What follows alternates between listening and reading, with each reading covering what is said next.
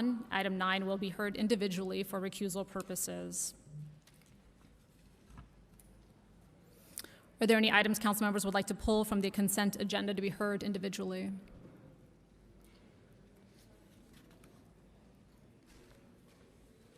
No?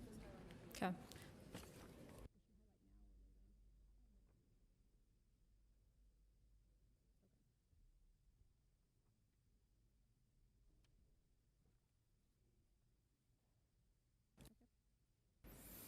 Madam Clerk, do we have members of the public signed up to speak on the consent agenda? We have one member of the public signed up to speak. Oh, I'm sorry, on item 4 only. So On none item on 4 consent. only. Okay. The first and only person is Jack Finger, who has 3 minutes to speak. It's right here.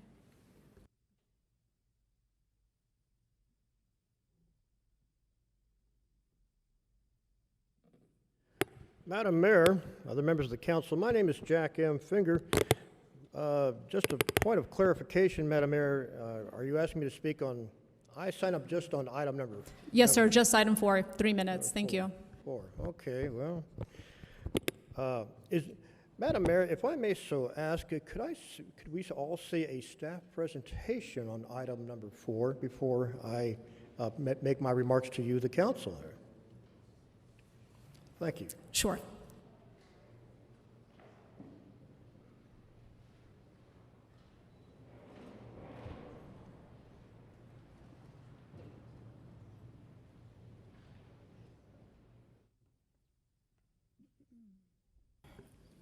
Is there a motion to approve the consent agenda? Motion to approve. It is moved and seconded to approve the consent agenda except for 12B, which has been withdrawn. Council members, are there any highlights or questions about the consent agenda? Anyway, Council. I have a point of order. Thank you, Mayor. Thank you, Mayor. Highlighting the appointments of District 8 residents Donald Orion and John Kelly. John Kelly is here in the audience, if he doesn't mind just standing up quickly. Thank you, John. John Kelly is a retired civil engineer with a career that spans 45 years in transportation, including 10 years as TxDOT's San Antonio District Engineer, and has called San Antonio and District 8 home for more than 3 decades. He holds a BS in civil engineering from the University of Arkansas and has served on his HOA for 12 years. Mr. John Kelly is being appointed to the Zoning Commission for District 8. Thank you, John, for your continued service to our community. Donald Orion is the president of ADA Consulting Group and has resided in San Antonio for over 2 decades. He holds an MS in civil engineering from UTSA and a BS in civil engineering from Texas A&M University. Donald is being reappointed to the Zoning Board of Adjustments for District 8. Thank you. Thank you. Councilwoman Alderete Gavito. Thank you, Mayor. I wanted to highlight items 11, 13, and 14, which are reappointments to our boards and commissions. We have 4 of these amazing commissioners here with us today, so I want to give them a shout out. I'll start by recognizing Francis Guzman, who is reappointed to the San Antonio Early Childhood Education Municipal Development Corporation. Francis is a longtime resident of District 7 and has been serving in this role since 2015. She has been a crucial voice in shaping the growth and direction of pre-K for SA. Francis is now retired but has a background in education and English as a second language. She also has a long history of civic engagement and volunteer activities serving the San Antonio community. Thank you so much for your continued service, Francis. Next, I want to recognize Robert Sipes, who's being reappointed to the Zoning Commission. Oh, there he is. Rob was appointed to his role in 2017 and has been a dedicated voice on the commission, even serving as chair. He has been appointed by the Zoning Commission to serve on the Planning Commission Technical Advisory Committee for the past 4 years. He works as an architect and specifier for Marmon Mock Architecture, giving him valuable knowledge and experience to support zoning recommendations. He has been a wonderful partner to District 7 and keeps me in the loop on anything coming through the pipeline. I'm honored to reappoint him for another term. Thank you so much for your willingness to continue serving, Rob. Also joining us today is Melanie Cawthorn, who's being reappointed to the Disability Access Advisory Committee. Oh, there she is, Melanie. Melanie has served on the committee since 2021, and I will say that even prior to me joining council, I knew of Melanie's advocacy. She's a very strong community advocate. She's the co-founder and executive director of Disability SA, a nonprofit that aims to make San Antonio the #1 community for people with disabilities. She has championed inclusion and equity for over 20 years, supporting and leading initiatives that remove barriers for people with disabilities. Melanie brings both academic expertise and extensive experience to this committee, and her voice has been crucial in helping create a more inclusive San Antonio. Thank you, Melanie, for your tireless work in the community and for your willingness to represent District 7 on this committee. Last but certainly not least, I want to highlight Irene Zinmeister, who is being reappointed to the San Antonio Commission on Education. Where's Irene? I know she's here. There she is. Irene is a tremendous member of District 7 community and an amazing partner in serving our youth. She had played a critical role in District 7's recent back-to-school event where we handed out over 800 backpacks to San Antonio families. She served as the community school coordinator at Saul Ross Middle School for over 30 years. Her tireless advocacy for students, teachers, and education system as a whole makes her an extremely valuable member of this commission. Irene, I'm so grateful for your continued service and honored to reappoint you to another term, and I'm ready to be voluntold for whatever you need me to do next. Please help me in giving all of these four a round of applause.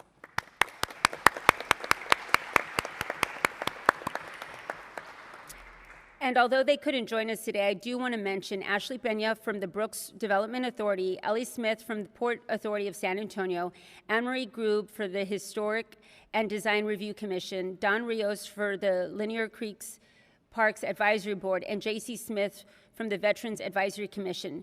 These 5 are also being reappointed to their respected boards and commissions, and they are all extremely valued members of the District 7 community. I'm so grateful to reappoint each of them and that they answered the call to serve. Thank you so much. There's a motion to approve consent except for 12B, which was withdrawn, and item 9, which was pulled for recusal. Councilmember Viagran, we will need a voice vote from you.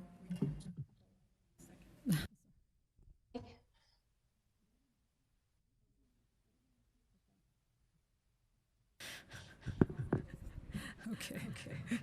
Aye. Please vote. Vote.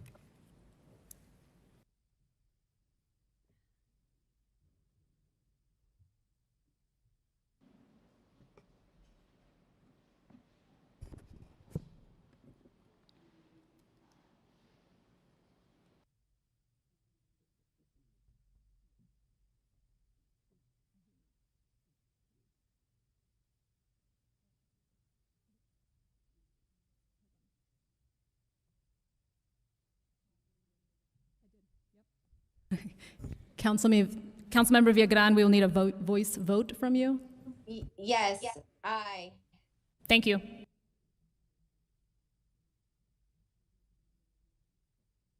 All right, the motion carries. Item number 9 has been pulled from the agenda for recusal from the mayor. So, City Clerk, could you please read the caption?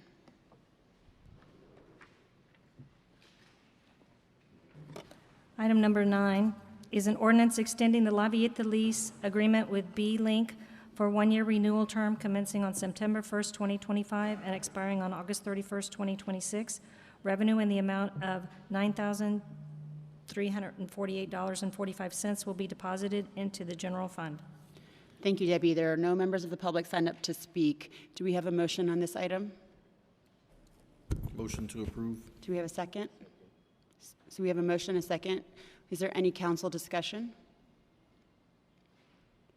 Well, I'd just like to, if there's any folks from La Villeta out here, we're almost done. But this time next year, we're going to be celebrating on South Alamo. So thank you for sticking with us through all of this. There's a motion and a second. Let's vote. Councilman Viagran? Aye. Yes. Motion carries.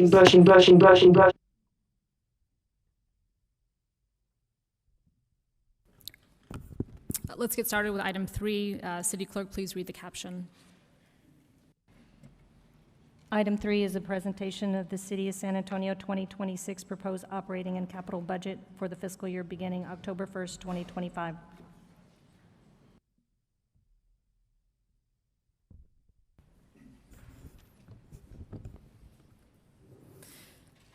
Eric, please present your proposed budget. Thank you. Thank you, Mayor. Morning, Mayor and Council. Today is an opportunity for me to lay out to you a comprehensive plan that encompasses our annual financial spend for fiscal year 26, as well as fiscal year 27 from a balanced standpoint. It is reflective of the community and the council priorities, and today is the beginning part of the next phase of our annual process. It begins that process of review that will culminate on September 18th when the council adopts the budget. We will have, beginning next Tuesday, a series of 12 budget work sessions scheduled over the next 5 weeks that provide the council and the community with detailed information in what is included in the proposed budget. We also have 10 district town halls that are scheduled in each of your districts. And then finally, at the end of the next item on the agenda, Council will be asked to take a vote on the state requirements to set the proposed city property tax rate and the required public budget hearings according to state law. I'll cut to the chase. The tax rate is not changing and is staying the same. So let's talk about the proposed FY26 budget. The overall city budget encompassing restricted funds, our capital budget, and general fund is proposed at $4.04 billion, which is a 2.2% increase. Our general fund, which we spent a lot of time at the end of June at our budget work session talking about, is proposed at $1.69 billion, a 1.6% increase. And I'll talk a little bit about that number as we go through the presentation, but you'll recall during the trial budget conversations at the end of June, our projected expenses in the general fund were 3.5%. High level in terms of city positions, the total in the proposed budget is 13,723 positions. It's a net decrease of 116 positions. And as we go through the presentation, you'll see some of these elements. 68 civilian positions are proposed to be reduced in the budget. 121 positions were changes due to grants or contract changes, and we have 73 new positions being added in our police and fire departments. Overall, within the police department, the proposed budget has an authorized strength of 2,893 police officers and 1,850 firefighters. So I shared this information with the council about a week ago, and as many of you know, every July we will go through our annual bond rating review as a city. And as I shared with you, we continue to maintain our top-tier credit status from all 3 major rating agencies. That really underscores, and hopefully you had a chance to see the summaries that were produced by the 3 bond rating agencies that really point back to how we manage our finances, how we plan, and the long-term financial stability and how those things are impacted and integrated. At the end of the day, our bond rating is our credit score as an organization. It allows us to borrow at a lower cost, resulting in more money into projects. Our ratings are the highest of any city our size in this country. We're AAA from both S&P and Moody's, and AA+ with Fitch. This is a huge accomplishment. We have continued to do this year after year, regardless of what's happening with pandemics or the ups and downs of our national economy. And my hat's off to the finance staff led by Troy Elliott that continues to manage this area of our organization. So let's talk about the general fund. Many of these things you're familiar with, but I thought it was important to circle back to the conversation that occurred at the end of June. The forecast in May and the trial budget in June projected deficits in our general fund, both in 26, actually throughout the 5-year forecast. But our June conversation particularly focused on FY26 and FY27. One of the financial policies that we have as an organization that is a bit unique is that we balance our budget over 2 fiscal years. You all will be required to only adopt one budget or 1 year at a time. But from a financial planning standpoint, it's a best practice that has served us well in the past. Our revenues are still growing, but at a slower than our historical growth.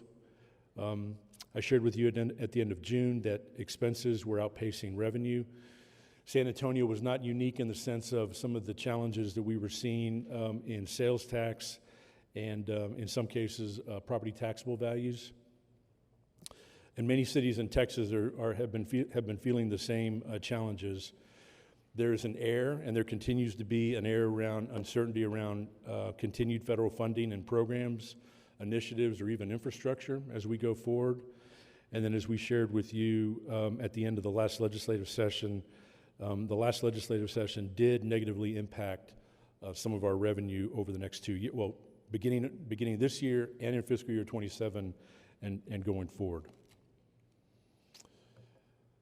Part of what we talked about with you at the end of June was how we were going to approach this summer and the work that we needed to do to balance fiscal year 26 and lay out a balanced plan for fiscal year 27. Our guiding principles that we shared and that you all talked about at the end of June were that we were going to protect essential and mandated services, our core services. We were going to minimize the impact to vulnerable populations, and we were going to avoid long-term risks at the expense of changes in the budget. In other words, avoid taking a short-term gain that's going to cost us more down the road. Our objectives were clear, right? And I think as we worked through with the departments as we went through the summer, our objectives were to balance the budget over 2 years. It was to reduce our expenditure growth. It was to reduce the structural imbalance that we were projecting. It was to address core service areas and address the community and council priorities that we saw through the survey as well as through your conversation. So the trial budget projected deficits of $21 million in fiscal year 26 and $152 million in fiscal year 27. The plan before you that you will begin going through detailed work sessions on over the next 5 weeks balances it in a number of different ways. We reduce spending with minimal impact on essential services. We made sure that we captured savings from completed projects and unspent balances that were not going to be spent by the end of this fiscal year. We moved eligible projects from our operating budget to the capital budget. We implemented, and you'll see here shortly, the CPS revenue policy that we have in place. And then that specifically pertains to the capture of off-system sale revenue within our financial policy. And we increased fees and fines to add new revenue. High level, what transpired over the summer. So the combined deficit, projected deficit of fiscal year 26 and 27 was almost $173 million. When we received the certified tax rolls from the Bear Appraisal District at the end of July, they were different than the information that we shared with you at the end of June based on preliminary information. And you'll see here in a slide, we saw almost a 1% decrease in base taxable value. The city's not been in that position since after the 2008-2009 recession. And that resulted in an additional little over $12 million in lost revenue over the next 2 years. We have CPS off-system sales of $69.2 million. We revised our revenue projections over beginning of this fiscal year 26 and fiscal year 27. That's generated almost $9 million. You'll see that we're proposing adjusting fines and fees at $12 million over the next 2 years. But by far, the most attention that we spent over the course of the summer was reducing our expenses beginning this fiscal year and proposing to reduce expenses in fiscal year 26 and planning for 27. And I think it's important for me to talk a little bit about this. Fiscal year 27 is a plan, and what I'm proposing to the council is that obviously you all will adopt a fiscal year 26 budget. We will monitor as we do our financial quarterly updates to the mayor and the council how conditions are faring, what is our revenue and expense looking like, and as we see adjustments throughout the fiscal year in 26, then those are areas that we can use to mitigate anything that is in a fiscal year 27 plan. The fiscal year 27 plan could look entirely different this time next year. And it's proposed to act as a guardrail for us to make sure that we're looking down road and not just around the front of us. So I mentioned taxable values. Here you see the base values that we received from the appraisal district resulted in almost 1% decrease in base values. We have new values. This is new construction, both commercial and residential, at 1.76%. Overall, a change to the taxable value growth of only 0.86% as we go into next fiscal year. You'll see on the revenue there, in fiscal year 25, we're expected to collect $471.9 million in property tax revenue. And next year, based on those taxable values and the decrease in base values, that amount is going up only $500,000. So property tax revenue is relatively stable, especially when you're talking about the size of our budget. As I mentioned at the beginning of the presentation, and you'll deal with the next agenda item, there is no increase proposed in the tax rate. It is the 33rd consecutive year that's been the case. Our rate remains the same at 54.159 cents per 100 valuation. So where did we land in terms of property tax relief? The proposed budget includes almost $152 million in property tax relief in a number of different areas. The average, there are over 255,000 homesteads in San Antonio with an average taxable value of $233,000, almost $234,000. We have $75.8 million in homestead exemptions, and that reflects at a 20% homestead exemption for property owners. We have $48.8 million in over 65 exemptions, and that directly is tied to a little over 113,000 seniors. We have the senior tax freeze at $24.3 million, and then $2.3 million for disabled persons, and then $600,000 for child care facilities. That's a new exemption that the city approved last year. All told, this is revenue that the city is foregoing and leaving in place to provide property tax relief to homeowners here in San Antonio. So overall, our general fund revenues, you'll see on this slide, are projected to grow at 0.8% overall for the general fund. And our three major revenue sources you see here are conservative in nature and will be below our historical averages. We're only looking at a 0.1% change in property tax. We're proposing a 2% adjustment in sales tax and 2.8% in terms of CPS revenue. Historically, we have been at sales tax probably a little bit above 3%. Our estimate this year is running at about 2.3%. So 2% is conservative. There's certainly a sense of wait and see in the economy. With inflation low and unemployment low, there continues to be a hesitancy to spend, and so we are conservatively projecting only 2% next year.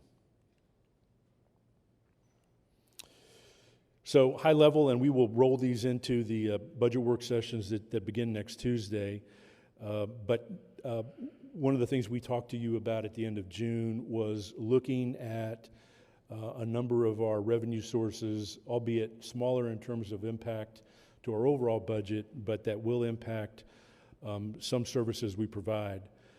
Overall, adjustments to alarm permits and renewals for both commercial and residential.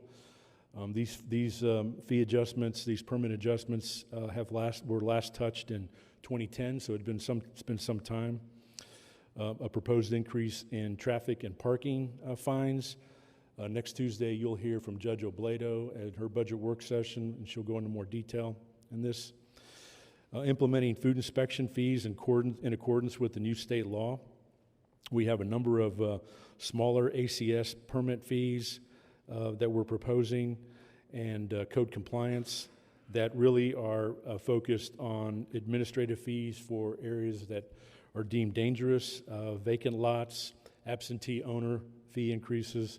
Again, many of these fee increases have not been adjusted in some time, and you'll see in the budget document that was delivered to you yesterday as you go through the preparation for the budget work sessions. There's a section in the budget that shows what that permit is now, what it's proposed to be, and when is the last time the city adjusted.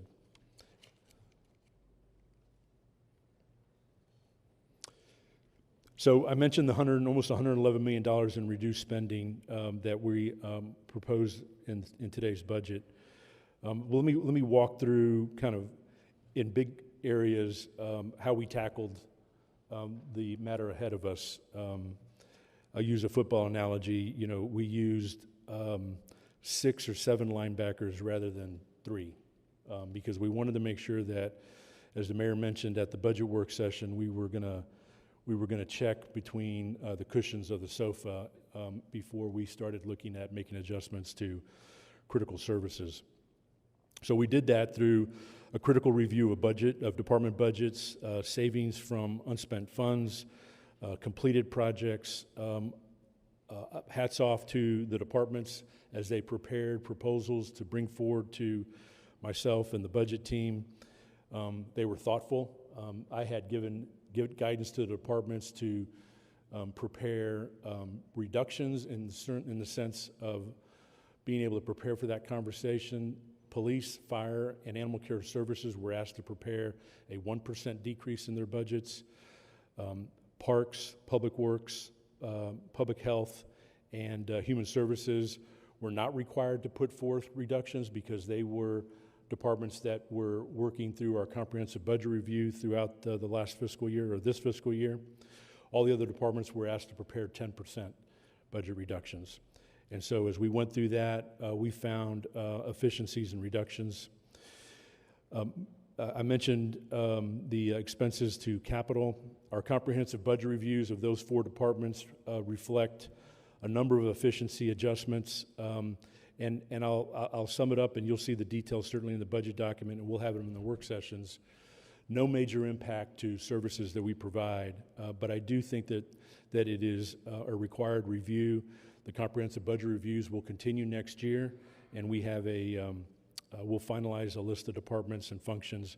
I'll tell you right now that one of the things that I'm going to ask that the innovation group to do next year is really focus on consolidations within our organization in preparation for fiscal year 27. The trial budget, as I laid it out in June, included a 3% adjustment across the board for civilian employees. The proposed budget today is proposing 2%. And so you'll notice, probably more importantly, that in the fiscal year 27 column in our plan, there is no adjustment proposed or planned. And it would be my recommendation as we go through fiscal year 26, there's going to be a lot of things that we'll want to adjust. It would be my recommendation that we make sure that we fill that pot as we go through fiscal year 26. Critical budget review. The budget office went through every line item in every budget to make sure that historical spending aligned with actual budget. And it was a very worthwhile exercise that we began doing last summer. We had gotten away from that as we were coming out of the pandemic and the impacts of that. We reinstituted that last year and certainly spent quite a bit of time as we went forward into this proposed budget document. There's a lot of detail here behind here, and they're included, and we will go through all this detail as we go through the budget work sessions. But suffice it to say, I think it's important for me to reiterate that there is no major impact to services as we are proposing. The 68 positions that are proposed to be reduced, of those 68 positions, 35 of those positions are filled. And for those of you that watched or were part of the conversations that we had at our mid-year budget and forecast, at that point, we started slowing the hiring of non-critical positions through an internal process, knowing and anticipating that we were going to be in a position like today where we were proposing to reduce positions.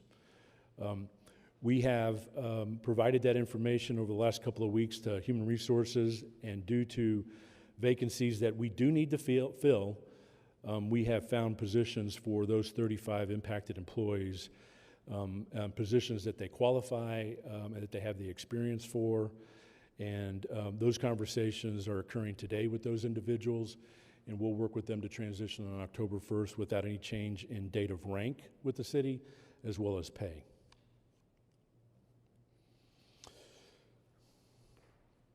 So as we talk about investments, I'll put back up here what we heard from the council as well as the budget survey in the areas that were the top priorities for you all as well as the public. And we'll walk through each of these areas over the next couple of slides.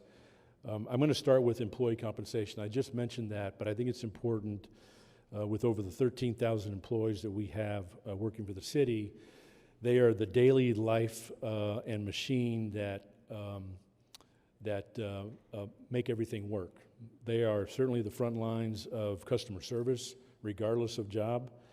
I mentioned earlier we have a 2% across the board for civilians, an 8% for adjustment for firefighters effective October 1 in accordance with the collective bargaining agreement, and an adjustment of 4% for police officers in accordance with the last year of their collective bargaining agreement. Our single largest incremental increase in spend as we propose into fiscal year 26 across our $4 billion budget is $50 million towards these wage adjustments. We are including and proposing a 5% increase to civilian healthcare premiums. Premiums have not been increased since 2018, and we actually reduced them slightly in 2021. And depending on the healthcare plan that employees are part of, that impact will be anywhere from 86 cents a month to $32 a month. Premium increases for police and fire are going to be increasing at 10%, consistent with their respective collective bargaining agreements. So in terms of one of the top priorities we heard through the budget survey in terms of homeless services, I'm proposing the establishment of a homeless services and strategy department. Our outreach work, our relationship with our nonprofit partners has really been part of an overall suite of responsibilities in our human services department. But I'm proposing that we move these resources underneath our Chief Housing Officer, Mark Carmona, really not to necessarily focus on not just the day-to-day, but the strategic approach that I'm recommending that we take as we go forward. We have in the budget an additional $4.8 million to continue the low barrier shelter. And you all recall that low barrier shelter was initially funded through a lease, through funding from ARPA, and it was funded through the end of October of 25. It is a necessary tool that we need to have in the continuum of ensuring that people have a place to go. But it is not a long-term sustainable option for us. And so part of the strategic conversation that Mark will be leading up is how do we coordinate, not just, and I'm not talking about inside the city, I think we do well and we can always do better, but how are we taking a community approach to creating a comprehensive system of care? I do anticipate, and I'll mention it here shortly, several of you have talked about it already, You know, as we talk about a new municipal bond program, certainly you all have talked about potentially putting on the ballot for voters to consider another allocation for in-housing bonds. In my mind, and I'm sure certainly in your mind, there is a difference between transitional and permanent supportive housing and affordable housing. They're two different populations, but they're all part of the whole continuum. And Mark is going to lead that effort to provide those recommendations to you. I think there's clearly a path where we can work with the hospital systems, University Hospital System, Center for Healthcare Services, the county, and others to really look at how are we going to address this issue of that the low barrier shelter is providing for us right now. I'm certainly excited that as the low barrier shelter, we expect to be able to serve 450 individuals with 250 positive exits. And that a positive exit is making sure that folks have a place to go that is upward, and we want to make sure that our batting average is as high as possible in dealing with that population. To address encampments, which was a priority of the public, we are making adjustments to our encampment program that don't require cost and change in cost, but will commit to continue to visit those high-frequency areas, recurring sites, with an anticipated 1,300 abatements scheduled for next year. We do plan, and our target is to shelter 600 unsheltered individuals as we go into next year, and that's inclusive of utilizing the low barrier shelter as we work through going forward. In terms of infrastructure, I'll break this up into two different areas. I mentioned earlier that Public Works was one of the departments that we looked at during our comprehensive budget review, and the comprehensive budget reviews are not just a review of the budget and expenses. It's really looking at the internal processes of the departments. Through that comprehensive budget review, as well as the key recommendations from a consultant that we hired to look at how we are delivering, managing, communicating our capital projects, I'm proposing the establishment of a capital delivery department, which would be made up of 188 individuals that currently have parts of those responsibilities within our Public Works Department. This department's sole focus will be on delivering, communicating, managing, executing, and completing capital projects. These individuals will wake up in the morning and go to bed focused on this effort. Public Works is a critical part of what we do. It is one of our core services, and in terms of maintaining our infrastructure and building new, in my professional recommendation, that is too much in the size of our city. As many of you know, and I think Councilwoman Kaur mentioned yesterday, the work that we did that the council approved earlier in the year around how we're coordinating with utilities and looking around the corner on projects, particularly within 410 and specifically in the core areas of the city. We need to do it better. We need to do it faster. And as we go forward in contracts for execution, we have certainly talked about making adjustments and providing incentives and stiffer penalties as it relates to the completion of work. You know, overall, I believe that this is something that will better serve us, especially on the potential conversation that you all will have about a future bond program and ensuring that we are delivering these projects in a timely manner and communicating them in a professional way. Mike Shannon, who is currently our Development Services Department, will be appointed today to oversee that effort.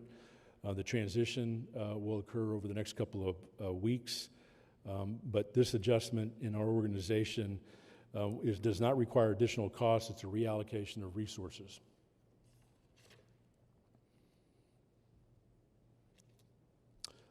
Let me mention one thing at the bottom. I did talk about the future bond program. We do have a budget work session scheduled later on this month. I can't remember the date off the top of my head, but to talk about our debt management plan, infrastructure, and capital delivery.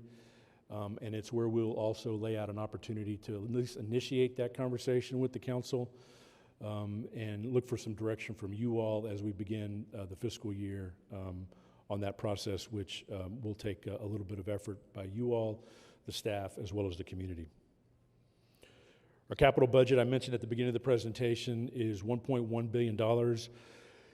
You'll see that the largest segment in going into fiscal year 26 is almost $650 million towards mainly the new terminal development as we go forward. The remaining allocation, it consists of our facilities, parks, drainage, convention center, technology improvements, neighborhood improvements. We did include $11.4 million in the proposed capital budget to address the flood damage on Beidle Creek, Old O'Connor, and Old Grissom Road. As the mayor shared with you several weeks ago, that continues to be, and I'm anticipating it will continue to be our priority in the second special session. But at the end of the day, we need to make repairs. We've done repairs temporarily, and we'll need to start working on permanent fixes in those areas that were damaged in June. We also have within our capital budget $2 million for additional streetlights, and several of you have mentioned that over the last couple of days in accordance with keeping up with our implementation of streetlights and the streetlight plan that was developed several years ago. And I know that there will likely be a lot of conversation as we talk about police and code compliance around streetlights. The other part of infrastructure is our Public Works Department, which will focus on maintaining our infrastructure, our traffic systems, our sidewalks, our street maintenance program, our infrastructure maintenance program, and still will have almost 700 employees, one of our largest departments. We are setting aside money in the budget to have somebody come in and kick the tires on our street maintenance program. And we talked a little bit about this in June, and I've talked to several of you over the last couple of months. Our system, our 5-year SMP system, street maintenance program, was initially created over 15, 16 years ago. And we have access to better, more robust data. I'd like for somebody to come in and give us recommendations based on what we have. You'll see on the next slide, the proposed budget includes $122 million for street maintenance, which, if you think about it, over the last 5 years, we've spent almost $600 million in street maintenance. And what I want to ensure and be able to provide to you all is that we are doing that work where it's needed, and that we're doing it that is making a difference in the community. And I think it's long due for a look to see how we revamp that. That would be a review that we would do, somebody would do for us, and certainly we would bring those recommendations back to the council for your feedback. I think a key part of, one of you asked me the other day, what happens to the 5-year street maintenance program? Well, nothing happens to it. I think a key part of any recommendations that we receive from somebody are not just recommendations on what to do, but how to implement. Because certainly there is information out there, and we want to be forthcoming and clear with the public, as well as our financial plans. So I just mentioned the $122 million in street maintenance. It's almost 1,500 projects throughout the city for 416 miles. And then $17 million in new sidewalk investment, both new sidewalks as well as repairing sidewalks that are pushed up by roots and trees or cracked or crooked or unusable, and will result in 21 miles of new sidewalks and 11 miles of repaired. The next area of focus is affordable housing, and certainly as we continue on our strategic housing implementation plan, the proposed budget includes $30.4 million in both general fund as well as grant funds to continue our work going into next year. Of the goal of the strategic housing implementation plan of a little over 28,000, 13,100 will be constructed, under construction, or in the pipeline, 47% of our goal. Of the $150 million bond allocation that the voters approved in May of 2022, you all have allocated and approved $127.8 million. So we have by far a majority of the money out in production right now. Part of the initiatives that were important for us to make sure that we shored up as we went into next fiscal year, or proposed to go into next year, was ensuring that there was no change to the number of individuals that we would be able to impact and serve in two primary areas: rental assistance as well as major and minor repairs. And in both cases, in terms of rental assistance, we moved money internally from the city to be able to ensure that number will not decrease. You'll hear from Veronica Garcia at her budget work session how she has worked to identify additional efficiencies, frankly, by working closer with our nonprofits in being able to deliver those, specifically our minor repair projects, in a more efficient, less costly way. And so we'll certainly start having a conversation about that next Wednesday at your budget work session. In terms of public safety, certainly operating under tight budget conditions and being mindful of our financial position, investing in core services that I've talked about so far certainly still applies to police and fire. I am proposing additional police officers and firefighters, and I'll talk about the firefighters on the next slide. The proposed public safety budget for fiscal year 26 in our general fund is 63.7%. compared to 61.6% in our FY25 budget. Total combined between police and fire, those two budgets make up $1.079 billion of our $1.6 billion general fund budget. In terms of police, the proposed budget is at $630.6 million. The proposed budget includes the addition of 53 new police officers, 28 of which we talked about during both in our mid-year budget as well as the June trial budget.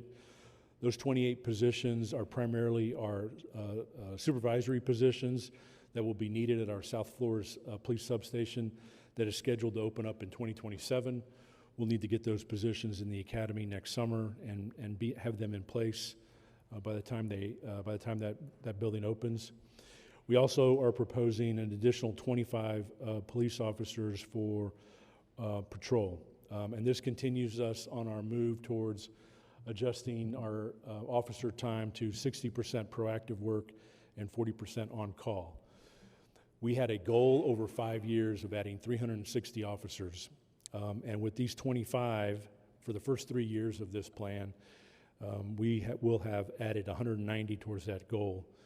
And certainly there will be a lot of conversation about this. The police budget work session is on Tuesday. The goal is a goal, right? And we do what we can with the financial resources we have. And I know there'll be a lot of conversation about that next Tuesday.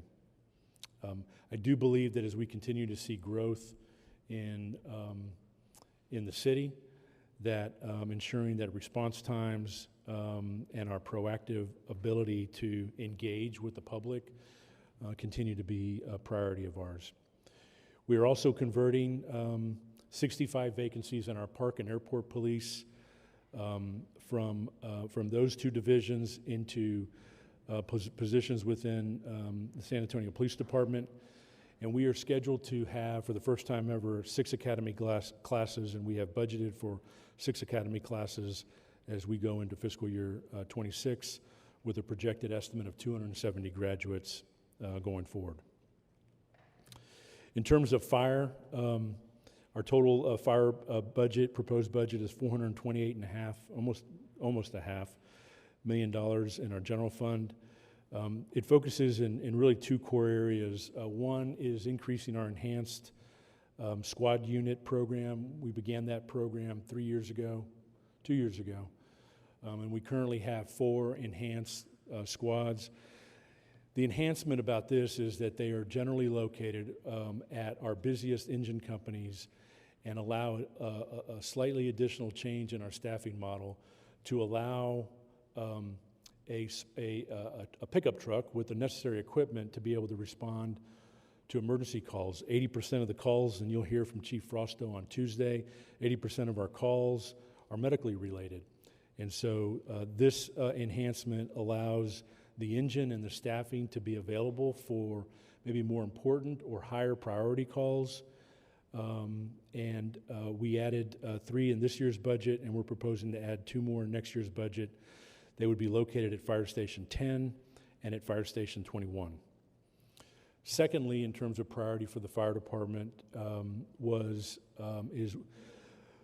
$1.4 million for really 2 different type of assessments that we need to do, or that we're recommending we do. One is focused on staffing and equipment, what are the emerging trends in terms of preparation and training that we need to do as a fire department. The second part of that is really an assessment of our facilities. We have 2 fire stations under construction in both District 3 and District 4. We'll have another replacement fire station under construction here within probably the next half year, 9 months in District 3, replacing Fire Station 21. And several of you all have been to fire stations, and those are the one facilities that we have, probably other than the airport, that are used 24 hours a day, 7 days a week. So the assessment of our facilities to ensure that we can develop a plan to maintain, renovate, and maybe in some places replace some of our fire stations. Laying out that plan allows us to be able to present to you, how do we accomplish that? We won't be able to accomplish it all at once, but that type of assessment is going to be necessary. Maria, the chief, and I met with Joe Jones and Javier Padlan yesterday just to talk about the budget, and they brought up 3, albeit minor issues, but important to the fire stations, and they all had to do with smaller facility issues. So with 54 fire stations and locations all over the city, kind of reassessing where we're at and putting together a plan to address those is our recommendation. And then lastly, I don't want to diminish it, but the fire department borrows the police department's drones, and we're setting aside money to enhance that capability within the fire department. This includes, probably would also potentially be a topic of review in terms of needs and resources and emerging trends. But the fire department will have drones next year for situational awareness, mapping perimeters, and identifying hotspots and all kinds of issues that are outfitted to those drones. Animal Care Services, the council has been extremely supportive over the last couple of years. There are no major reductions, certainly, in our Animal Care Services department. And with the amount of investment that this council has approved over the last several years, you can see here that all of our major metrics are moving in the right direction. John and the team at Animal Care Services are doing an outstanding job with the community, the animal community, and with neighborhoods, and our percentage response to critical calls, which was embarrassingly low 2 years ago at 44%. We are projecting this year to end at 83% and then 97% next year. We are in an overhire position at Animal Care Services to ensure that we always have those positions filled. Our live release rate continues to remain high. Our adoptions are scheduled to be up, and I think probably the one that is sometimes overlooked but very important, and Mr. Bachman shows up every once in a while on Wednesdays and reminds you, but our spay-neuter numbers are up this year and are projected to go up next year by 6.5%. We opened up those 2 spay-neuter clinics on the east and west sides earlier this year, and it is a great resource and is proving to be very valuable because it's closer to the community and provides them access to those free or low-cost spay-neuters right down the street from where they need it. Delegate agencies, the proposed budget has a combined $28.9 million. And you all will recall that we had a conversation in the springtime about the consolidated funding process, which is our solicitation process to procure services from nonprofit agencies, whether they be homeless services, senior programming, after-school programming, safety net services. Part of the conversation that the council had is reflective in the budget. We have two different categories of funding in agencies. We have what is referred to as designated funding and competitive funding. Designated funding for us are agencies like Haven for Hope, or the independent school districts that provide after-school care, or the Center for Healthcare Services, services that are needed in the community and are important to our operations. And our competitive funding are those agencies where we ask you all prioritize in a session, what are the areas of most importance to you as a body?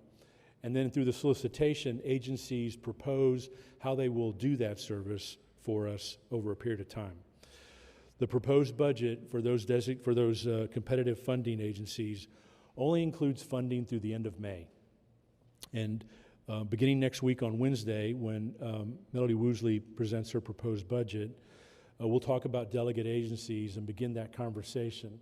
And depending on that conversation, we may need to revisit with you what your priorities are, because we will need to do an RFP this fall for funding after the end of May 26. We did make a slight reduction in the delegate agencies in the proposed budget.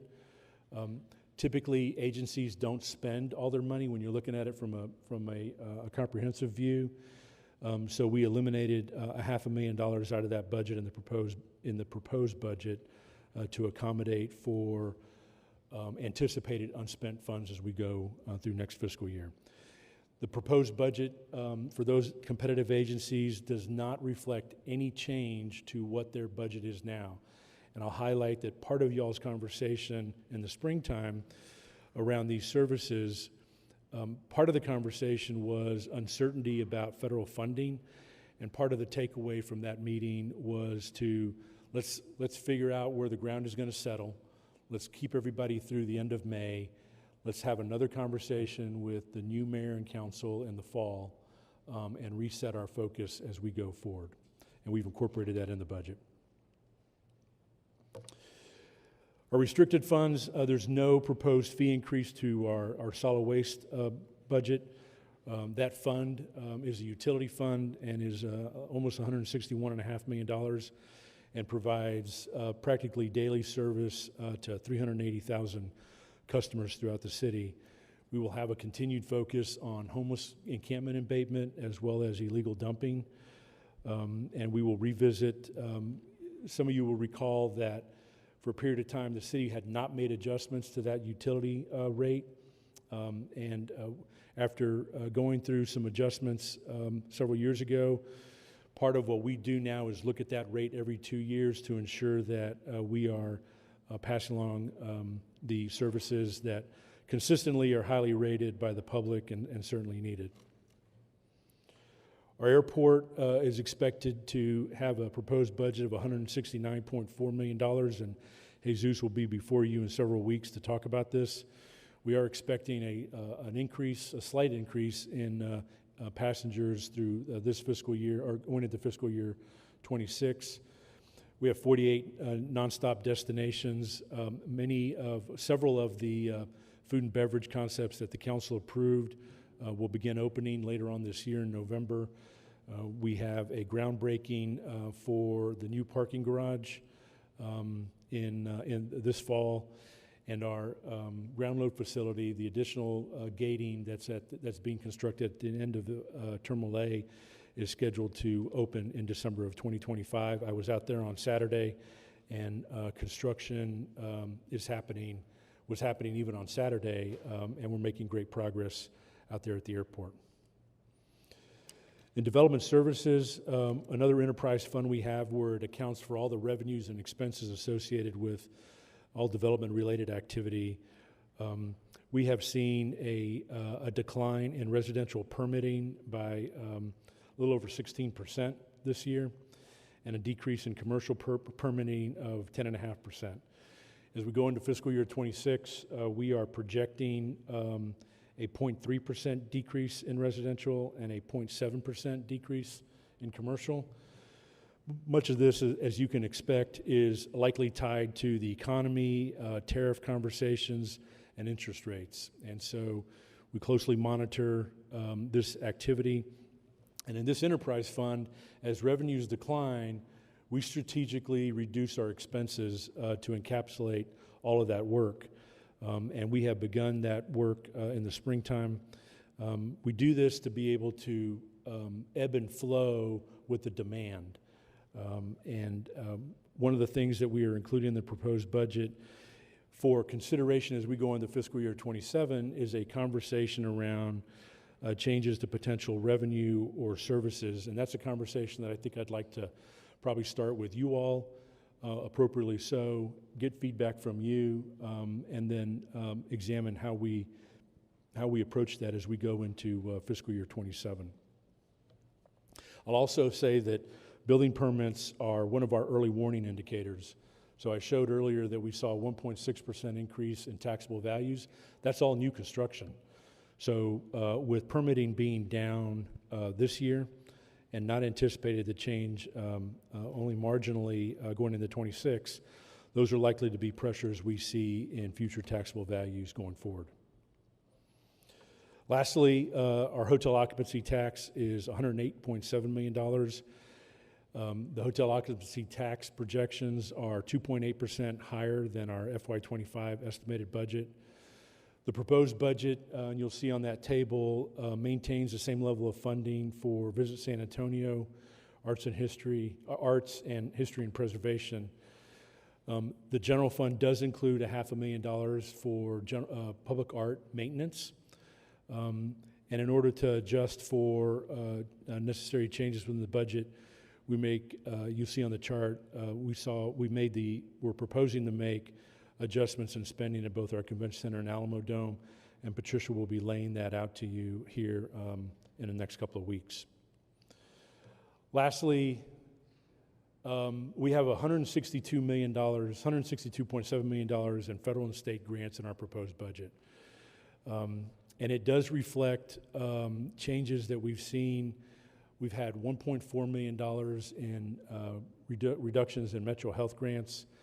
And you likely saw my email at the end of last week, a $27.1 million allocation for solar grant, which was a larger effort, practically statewide, that was led by Harris County, and the EPA canceled that grant last week, which amounted to about $27.1 million of grant funds for us prospectively going forward. It was work that had not begun yet and was in the preparation phases.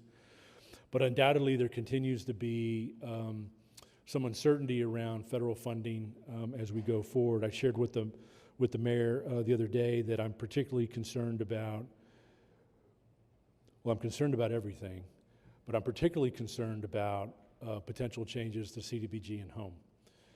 We've not seen those impacts yet, and certainly as we talk about our federal initiatives program, that will undoubtedly be one of our core areas and is a big part of one of the council's priorities and the public's priorities, and in ensuring that we're moving the needle from an affordable housing standpoint. One of the things that the mayor and I talked about, and it was a question the mayor had, we do a lot of tabletop exercises about floods or cybersecurity or those types of activities. But the mayor asked me a great question. She said, have you ever done a tabletop on what happens if CDBG goes away, or home, or Metro Health grants for immunizations? And one of the things that we'll be conducting, and I think based on conversation with the mayor, there are other agencies that are important to our ecosystem that are equally impacted, like the Center for Healthcare Services, the hospital district, Bexar County potentially, the nonprofit partners. So convening a group of individuals that we are all inexplicably linked. Center for Healthcare Services, if there are declines in positions and services there, that has a direct impact on our outreach, our EMS units, and our police officers. So it was a great idea and question that the mayor had that really started kind of the notion that we need to do a tabletop exercise on how we're going to close ranks if there are changes at the federal level in terms of funding. Once we're done with this once you adopt the budget, just to put a marker for you, we do want to revisit how we do the budget in the future. And this was a conversation that began in the spring, actually started last fall through a council consideration request, and culminated in a presentation by PFM to the council earlier this year, really designed around giving the council under a 4-year term a little bit more leg room to be strategic in terms of priorities, and develop a hybrid budget methodology that involved outcome-based budgeting, zero-based budgeting, priority-based budgeting, not listed here, but certainly necessary performance-based budgeting. And so one of the approaches that I would like to revisit with the council, particularly this council, is your feedback on that in conversation, so that we can adjust accordingly going into fiscal year 27. The next steps on the budget process, obviously budget work sessions start next Tuesday, Tuesday and Wednesday. We have a youth town hall, which was hugely successful last year, and we're scheduling to do it this year as well as the community town halls in each of your districts. We have 2 budget and tax rate hearings that will occur in September, and the proposed budget will be up for your consideration for any amendments or changes you'd like to make and adoption on September 18th.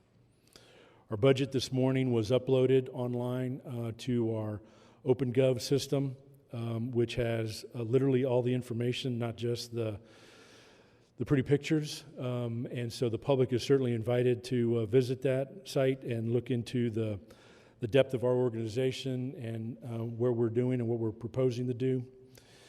Our budget work sessions, as I mentioned, begin next week and run through September 17th. And our budget town halls are listed here. They begin on August 18th and end on August 27th.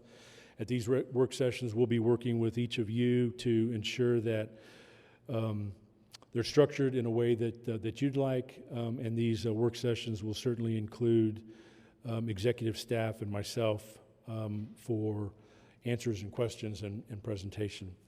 On those nights that are happening simultaneously, Maria and I will divvy those up and cover both. Mayor and Council, that is the proposed budget presentation. I want to thank the departmental staff that worked for the last couple of months on the proposed budget. I certainly want to extend my gratitude to the department executives for their work and diligence, as well as Justina and Freddie and the budget staff, Troy and the finance team, and finally my executive leadership team with Maria and Ben and the rest of the assistant city managers.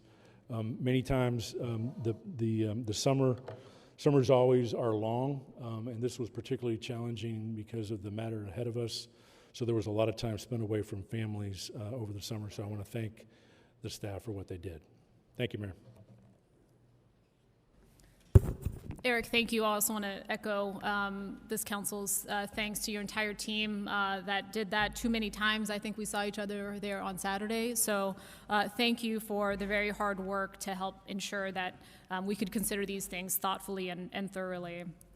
I do want to reiterate, I think, the importance of the tabletop exercise. I think as much as we can do to help ourselves understand what assumptions we are making needlessly or maybe unintentionally, that'll help us understand where we may have potentially some flexibility as we enter into a very difficult fiscal environment.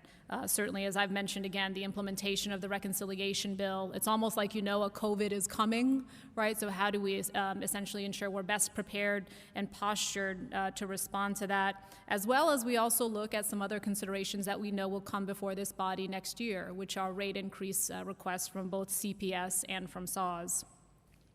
I think that as part of the tabletop, normally as I've participated in those always illuminate things that we need to be doing now. I think what would also be helpful even before that, though, Eric, is if you can maybe refresh the things that were done during the time of COVID that we might already be thinking about as we look to shore up some of the capabilities in, for example, the department addressing our unhoused, those departments addressing affordable housing, housing assistance, et cetera, just so we know those are already options, and maybe we also include those as considerations in our tabletop.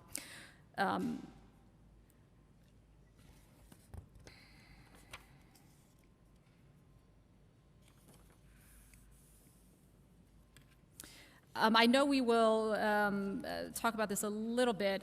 If you could, though, speak to, or it was actually Maria that gave me the brief, so maybe it's Maria that does it, but how this is informed by, or how we might think about the strategic performance measures as part of shaping this budget. I know there are things that we know we need to do. I also understand there are things we would like to do given a longer time horizon. So if you could, and I understand it's being refreshed, but if you'd please help address that here. Sure. Good morning, Mayor and Council.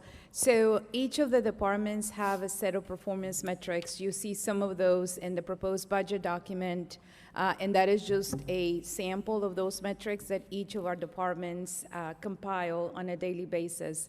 So when we are looking at reductions or additions to the budget, the departments provide as part of the justification what are those metrics that will be impacted by those changes that we're making. So, for example, animal care services, they have a strategic plan, and they have certain metrics that we're trying to address, like our getting to 100% of responding to our critical calls. So that's how the departments are tying those strategic plans for those departments that have them, and how we're making sure that our initiatives are moving forward those goals, or potentially how we're impacting them with the decisions that we're recommending to you all. Great. Thank you, Maria. Mayor, I'll give you one other example that I think is important. I mentioned in the presentation about ensuring that the proposed budget did not reduce the number of families that we could help with rental assistance. And based on funding, as we were looking at the metrics, we saw that number was declining. So as we developed the budget in the summer, to me, based on the conversation that you all had and from the community survey and frankly just being a human being, that's not a number that we can afford to let go down. So we made some internal adjustments to ensure we weren't taking backward steps. So we use the metrics going and coming sometimes, and that's another example. Okay, great, thank you. And thank you for highlighting again the guiding principles, which is fund our no-fail missions, minimize long-term risk to our most vulnerable, and minimize any long-term risks as a result of changes in the budget. As we go through the budget workshops, my direction would be to help us understand geographically and by certain frankly, most vulnerable demographics, how any changes that you've proposed here in the budget, how that is illuminated in those changes, and how we might need to be considerate of those. When we, as I've talked about, we want to also be, the city wants to be considered an employer of choice. And I understand what 13 million looks like if everybody gets 2%. What I'd ask the staff to provide the council with is what an alternative version of that might look like. For example, if we kept that pay increase promise and we worked our way from the bottom up, what does that 13.1 million get us? That might not be the answer some folks in the audience want to hear, but what I think it does is help us understand, and what does that get us? Maybe that gets us everybody under 45K working for the city gets a pay raise. I'd like to understand kind of how far that money goes if we start from the bottom up versus just the 2% flat.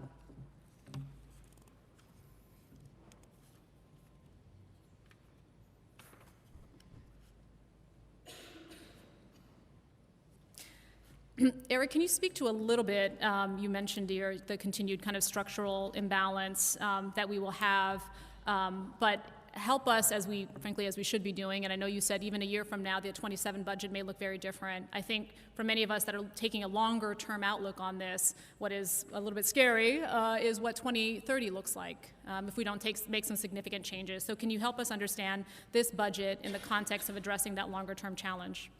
Yes, ma'am. So we do the 5-year financial forecast as an early warning indicator. It's a best practice that many cities do. The things about a forecast is that it is based on historical trends and information we have. As we transition to the actual budget, we focus on the first 2 years. But to your point, Mayor, we certainly have to continue to be mindful of changes that will occur or plans that you all may want to discuss. I just stood up there and talked about a fire department needs assessment that would look at the next 5 to 10 years of what we need to do in terms of adjustments. That type of strategic viewpoint, whether it's animal care services or police or fire or any of the departments, really kind of at the end of the day, we've got to buttress up against our capacity and our. I think I said this at the end of June. It's never going to be. Our revenues are never going to match our expenses exactly, but as long as we're within 1 or 2%, then I think that's fiscally prudent. And the gap that we shared with you all at the end of June was a 3.5% increase in expenses, a 1% increase in revenue, and a $98 million gap in our trial budget. That gap has been narrowed tremendously in terms of adjustments that we're proposing to make in this year's budget, 26. And I think, Mayor, as we go through the budget work sessions and the conversations with the council, we will work to give the council maybe a range of impacts that we could potentially see beginning in 28. That way you all can look further down the horizon. Yeah, I appreciate that, and that'll be helpful. I know we've had some initial discussion on even reviewing city-initiated tours, for example, but understanding, frankly, how far we can get without making some other changes is going to be important. I appreciate the thoughtfulness around the unit, specifically around the unhoused, as well as the thoughtfulness around making sure we've got dedicated folks, the capital delivery department. At this point, did you have either a qualitative or a quantitative assessment about how that helps us either stay on track or meet some of those projects sooner than expected? Well, other than knowing we need to do better, no. So better than now. Got it. So I mean, Okay. look, I think our outreach teams and the relationship on the homeless side work well and need to continue to work well, and we need to continue to be responsive to the public in terms of their request for service. What I think it will be something that moves the needle is a community-wide conversation with other partners about how we are tackling this comprehensively and not as individual organizations. And I think, Mr. Carmona, no pressure, but he, part of this relationship building and strategic advice to me that we can share with you all to better inform you all as you talk through the housing bond potential in another potential municipal bond program. And there are clear differences between affordable housing and 30% and 50% AMI, and they're very different than what transitional housing or permanent supportive housing looks like. And I think you'll start to see some of that conversation next Wednesday at the budget work session on the homeless side. On the capital side, I did mention it during the presentation, but the outside consultant who came in conducted a lot of employee focus groups as they developed their recommendations.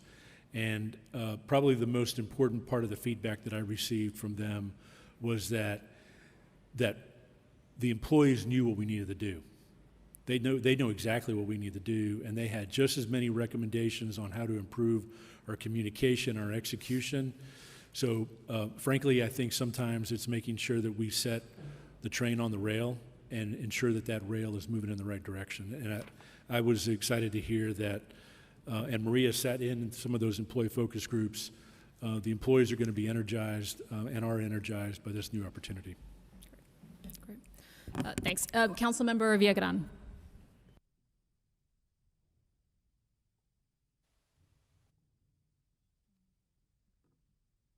Councilmember Castillo.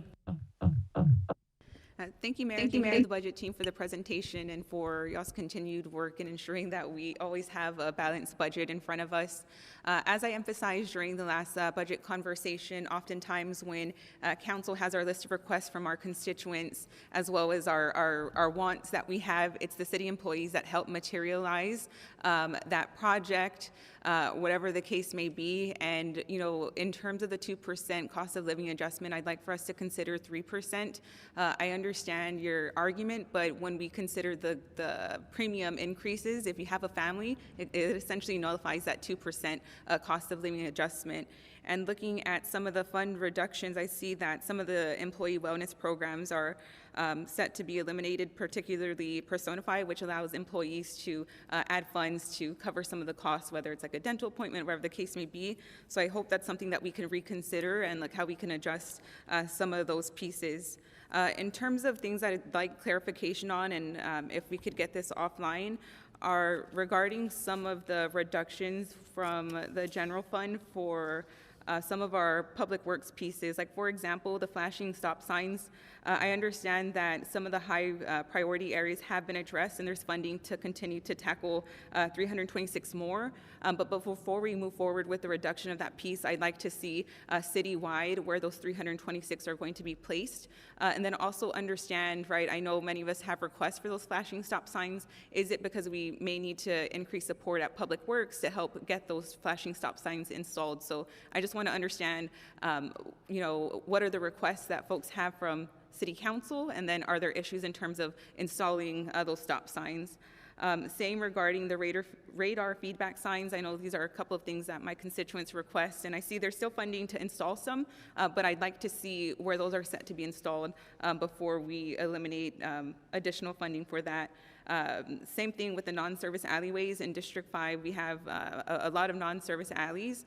Public Works does a great job at helping to address those issues, but of course we're limited in terms of how much funding each council district receives in tackling those pieces. So shifting over to homelessness and housing, I'm pleased to see within the budget we're actually going to see an increase in homes to participate in the home rehab program despite a reduction in funding. So just grateful for Veronica and her team for, of course, always meeting our constituents where they are, literally in their homes, to rehab or whatever the case may be.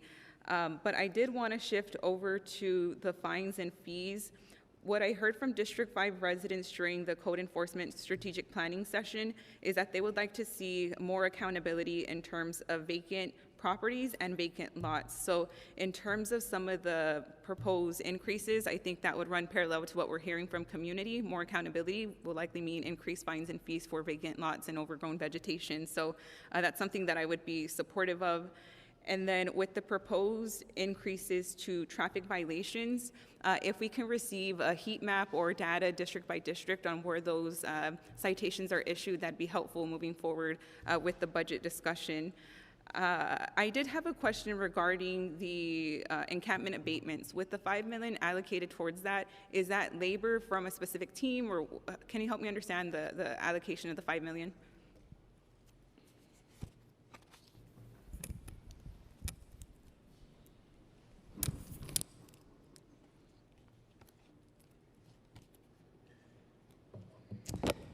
Yes, Councilwoman, my name is Justina Tate. I'm the budget director. So the money that's allocated to the encampment includes both the outreach team from the homeless services and strategy department, as well as funding for solid waste to do the actual cleanup.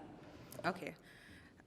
Because the question that we get from community, right, is if that $5 million is shifted towards, for example, investing in permanent supportive housing, how can we help get folks in long-term housing? But ultimately, a reduction in the $5 million would be reduction in labor in terms of our outreach workers, correct? Okay, thank you. Those are all my questions. I look forward to jumping into the weeds of things as we go department by department. Thank you, Mayor. Yes. Councilwoman Alderete Gavito. Thank you, Mayor. I want to start by thanking Justina and her team for all the hard work that you all did on this budget. I know that summer is not necessarily fun for y'all, so I hope y'all get to take the rest y'all need after this. I also want to congratulate Eric and Ben and y'all's teams for keeping our bond ratings high. I know that I think all of us feel comfortable that we are a well-run city. So thank you for all y'all's efforts there. I want to reiterate that core services are my residents and my top priority. Obviously, police, fire infrastructure, animal care services, addressing homelessness. These are services that we can't afford to negatively impact next year. So I appreciate all the work that's been done to find efficiencies, and I am definitely looking forward to hearing each department's presentations. Regarding homelessness, I'm looking forward to digging in here. One of the things that I hear from residents is that we spend a lot of money here, but they also feel like the problem's getting worse. So, I'm not advocating that we spend less, but I think that we need to be strategic on how we spend that money. I'm looking forward to the new Homeless Services and Strategy Department. Eric, you just mentioned earlier that we need to look at this holistically as a community and understand what the left hand needs to understand what the right hand is doing. Maybe there's areas where there's duplication of services, and maybe there's areas that aren't being addressed at all. But all I know is that I get the feedback that, wow, the city spends a lot of money, but this problem is getting worse. I do, and they feel that it's getting worse. I want to thank all of the work done for cleaning up homeless encampments. I know that that's something that our residents ask for a lot. I also want to hear about the success of the low barrier shelters. Let's dive deep into that and see what we can do there. I also appreciate the focus on prioritizing abatements in sensitive areas such as drainage ditches. We've seen a couple of deaths of our unsheltered residents in a drainage ditch, and for us they end up in Woodlawn Lake, and that obviously is scary for a lot of folks. And so we need to continue to prioritize drainage channels in particular for cleaning up homeless encampments. In the meantime, obviously investing in effective street outreach, accessible mental health, substance and abuse treatment, the eviction prevention, and emergency assistance is crucial. Moving on to the Capital Project Delivery Department, I want to congratulate Mike Shannon on his new role. Where is Mike? Is he here? Thanks. Congratulations, Mike. Let's give a round of applause for him. I'm still mad that I have butter from ACS, but congratulations on your new role. I know that working with Mike in the previous departments and seeing what he did at ACS, I'm really looking forward to his leadership here. In Public Works, I know I partnered with Councilwoman Dr. Secor and Councilwoman Castillo on the Public Works reset. That wasn't easy. This is a concern that we constantly hear from our residents. Seeing 88 positions vacant in the Public Works Department, I can't help but wonder if that did have an impact on the service delivery for our residents. So I want to ensure that we have the proper boots on the ground, that the critical positions are filled in the Public Works Department. I'm also looking forward to improved communications, because that is something, specifically for Public Works, that is something that my residents let me know about again and again, where they're planning for a project to start on XYZ date and it doesn't, it's 2 weeks late, and that's very disruptive to their daily lives. On slide 25, I know that Councilman White's going to talk about it, but I do want us to continue to explore how adding 65 police officers instead of 25 will look like, and seeing where we can make that happen in our budget. If we can have that information by next week, that would be helpful. And I know Councilman White's going to talk about the memo a little bit more. Also, too, I do have a question. Can y'all fill me in on the 65 park and airport police vacancies and what that's going to look like?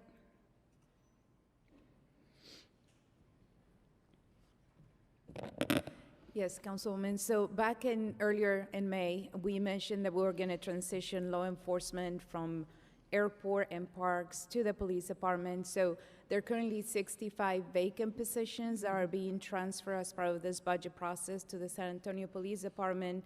Those will begin the academy classes as we begin the fiscal year to fill those positions. When we present to you next Tuesday, the chief will elaborate on his plan on how to deploy those positions, number one. Number two, to assure you that there's no gap in service when it comes to continuing to provide safety to both the airport and our parks. Okay, and I'm, yes, thank you for mentioning that, Maria, because I'm particularly concerned about the gap in service for our parks. You know, I know a lot of our residents use the parks for physical activities, for mental health activities, for community gatherings, and so we want to make sure that there's no gaps of service. And one of the things that I had understood from our park police, and this is a while ago, is that they spend so much time driving from park to park, you know, and so all that time driving is less time actually monitoring and being at the park. So I want to figure out how we make that more efficient for them as well. Yes, ma'am. Thank you. On animal care services, yes, you know, I know that this was an issue I pushed hard on my first term along with my council colleagues, so let's definitely keep the momentum going. We've made great strides in the past, and so, you know, let's just keep our foot on the gas with that one. On slide 28, I am looking forward to the discussion on delegate agencies and seeing where we can potentially reduce the duplication of services. I also want us to explore how we can partner with the county on this. You know, I know a lot of these delegate agencies work with the city and the county, and so I think that this is an area for potential partnership and seeing how we can work effectively together with the county on this. And also, too, as Councilwoman Castillo mentioned, you know, I also wanted to see the numbers on what a 3% cost of living adjustment would look like for city employees. You know, I often say that I have the best team, and I know the power of a great team, and the city team is an amazing team. And so I want us to prioritize that and see what it looks like. I did also want to agree with Councilwoman Castillo on the vacant building fines. That's something that we hear a lot of from residents in District 7, so I definitely want to explore that as well. Those are all my comments. Thanks. Councilmember Kaur.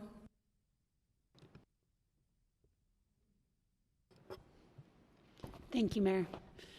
So I want to start off by saying great job to the team on the budget process. I know it's always tough going into a deficit. It's not as fun for us either because we have less room to say what the priorities that we saw this last year that we really want y'all to focus on in these next few months. But I'd like to echo some of the things that my colleagues have already said. And one of the things I want to make sure that we do is the consultants that came out earlier this year to talk about the budgeting process, and Eric mentioned this, and the mayor also did too. I'd love for us to really get strong on performance-based and outcome-based budgeting. I know our Councilmember White will talk about zero-based in a bit, but I really want us to think about how do we really track towards outcomes and performance measures versus just outputs. So not how much we're doing, but how much of an impact we're making because of what we're doing. So I thought they did a great job presenting to us when they came earlier this year. So would love to see when, I know they're going to come back and hopefully really focus on some departments and try to start department at a time to figure out exactly what we want to track towards big goal-wise. And then just wanted to get a clarification on this COLA, because when you mentioned the 5% premium, is that to our employees or are we covering that? No, ma'am, it's an increase in the employee premium. Oh, and depending on what plan they're on, and depending on the number of dependents, it would have an 86-cent impact per month up to $32 in our most expensive plan with the family. Okay. And when we do the compensation HR budget work session, we'll lay that out and lay out some of the alternatives you guys are talking about. Okay, I misunderstood that because I thought we were covering the increase in the premium, but so I would support what both of my council colleagues have just said. Let's please look at what at least a 3% would be, because it feels like we're giving just a little bit, but then just taking that same thing back for premiums. As far as the revenue goes, I wanted to say thank you guys for coming up with some of those creative sources for additional revenue. Like was mentioned, I know Councilman Castillo asked for a heat map for traffic incidences. I think that's really good. I'm excited about the parking violation increase because my downtown neighborhoods hate when, their parking violation is cheaper than what it would have been to park at the Alamo Dome for an event. And so I think seeing that increase is going to be really helpful for that. And then also for the new health inspection fee, I mentioned this when we connected in our briefing, but I'd like to see what the net benefit is for FN, or the net charge maybe is for F&B businesses, because I understand that the health inspection fees are increasing, but they also got a reduction based on state law change. So I'd just like to see what that is. Sorry, I have something in my throat. Also, we talk about illegal dumping, and I know solid waste is not changing in our budget, but I know many of us often see illegal dumping as a huge problem for our neighborhoods. Have we explored looking at increases to fines for illegal dumping? No, ma'am, that was not one of the areas we looked at, but could potentially look at.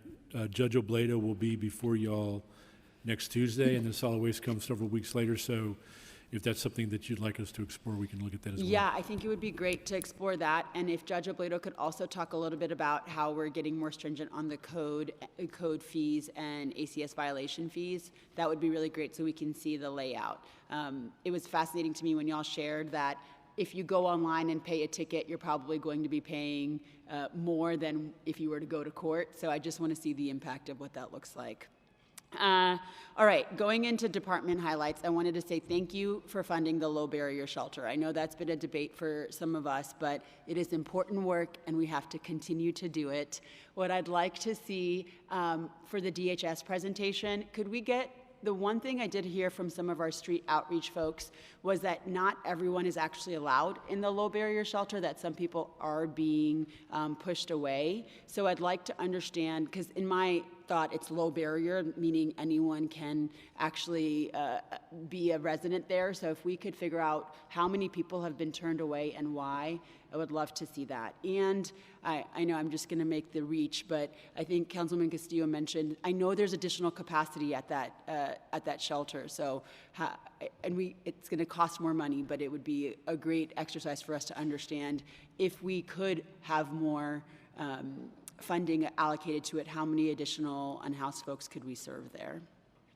I'm glad to see that for the fire department that the needs assessment is being done. I know that's going to be really important to take a look at long-term impacts for some of our machine equipment, et cetera.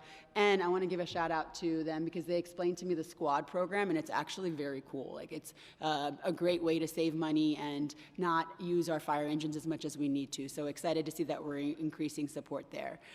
Councilman Aldrate Gavito took my exciting news about Public Works, but I remember we were all sitting in a session earlier this year and we were getting a presentation from Mike at ACS, and I was like, Mike, be careful. This means that we should put him in Public Works next and try to help find support there. And lo and behold, you're totally our Swiss Army knife. And so I can't wait to see what you do at the capital projects team. And mostly the thing that I think I really appreciate about Mike is Mike says what he says he's going to do something, and then he does it. And he follows up with you. And it might not always be the answer, but it's always about finding a way to get the work done. One of my previous chiefs said, it's not no, it's how, and I feel like that's one of your big rules that you live by. So I'm excited to see what we're gonna get communication 2 weeks ahead of time for every single project. We're gonna be able to get all the perfect door hangers and all the right communication from capital projects. I know it, Mike.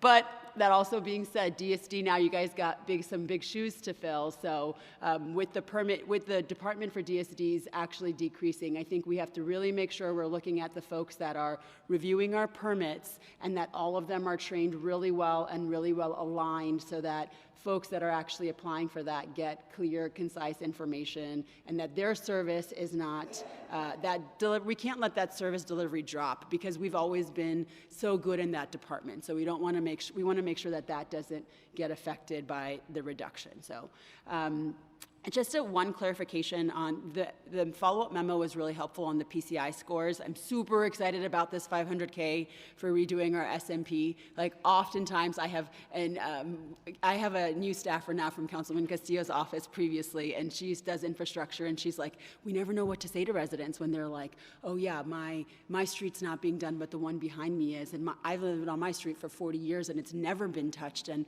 that street has gotten a slurry seal 4 times.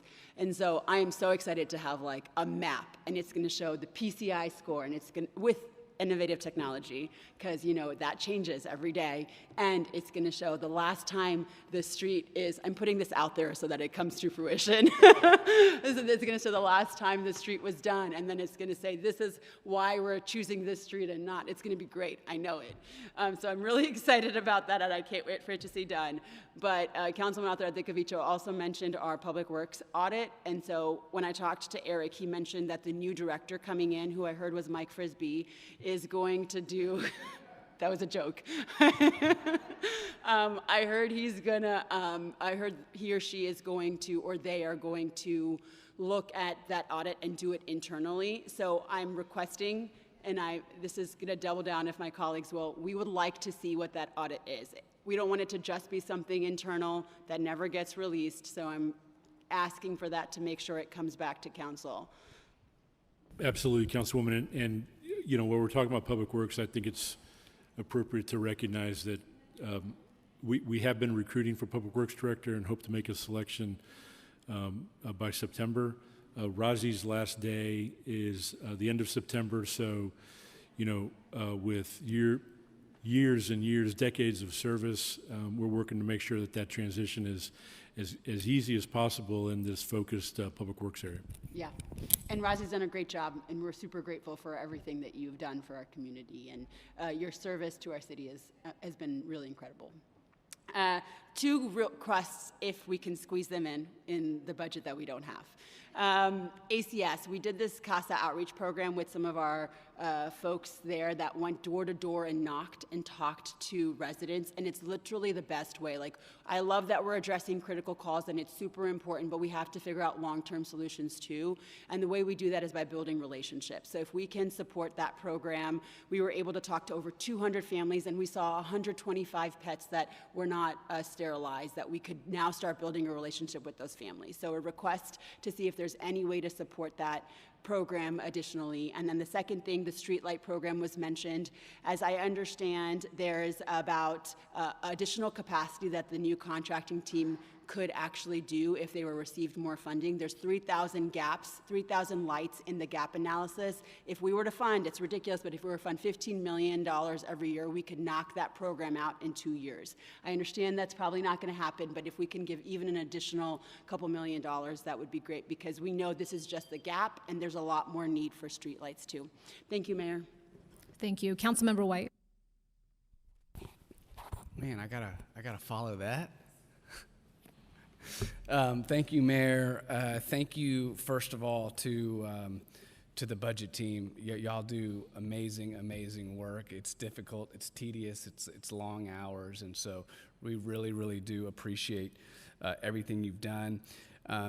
Yeah, I also want to thank Councilwoman Castillo, because she mentioned it earlier, and we did get to ride around her district yesterday, and I appreciate the tour, and really a valuable exercise, I think, prior to the budget, because some of the things we've talked about today, the illegal dumping, the vacant properties, and things like that, the councilwoman was able to show me yesterday and see the needs there. And so, Councilwoman, thank you for that. Very pleased to see that we're not raising the tax rate. That was a non-starter for most of it and most of us, and I'm very pleased with that. You know, I've said it a lot. I don't think we have a revenue problem. I think we have a spending problem. We talk about property tax revenue and everything staying flat or lower. First, I will say that's a good thing. And I want to again applaud my colleagues up here that worked with me to maximize the property homestead exemption 2 years ago. I think that's valuable for our residents, and I'm glad we did it. What we've got to do is get a handle on where we are spending our money.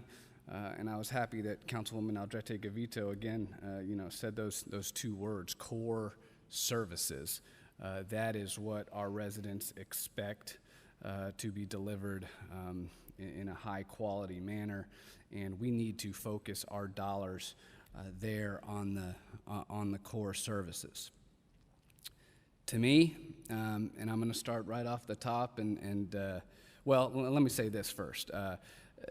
The budget team doing those departmental reviews where we went line by line and talked about the expenses and what we really need. That is, of course, wading into my favorite three words of zero-based budgeting. And I think we found it valuable here because we found some inefficiencies, we found some dollars that we could then move to other areas. And a reminder for my council colleagues, again, that is what zero-based budgeting is all about. It's not about cutting, right? It's about finding the areas where we're spending needlessly, wastefully, redundantly, taking that money and then moving it to the priorities of our citizens. And so I'm looking forward to that discussion later in the year on how we're going to begin to implement this new process. And yes, Councilwoman Core, I understand, hybrid process, ZBB, performance-based, outcome-based. We're going to get somewhere that I think was going to help improve our budgeting process. With that said, we've got to talk about public safety because everybody up here, every single year, every budget conversation says that public safety is our #1 priority. And if that is the case, then adding the officers that we need in this budget to get to the 360 more quickly, right, needs to be a priority. To me, it's not, well, can we add the full 65? Should we only do the 25? No. If public safety is the #1 priority, you start with adding the 65 officers like the plan was, and then you build the rest of the budget around it. So I am extremely disappointed to only see funding for an additional 25 new officers in this budget. And in that light, some of my council colleagues and I have signed a memorandum, Eric, which we're gonna send you later today.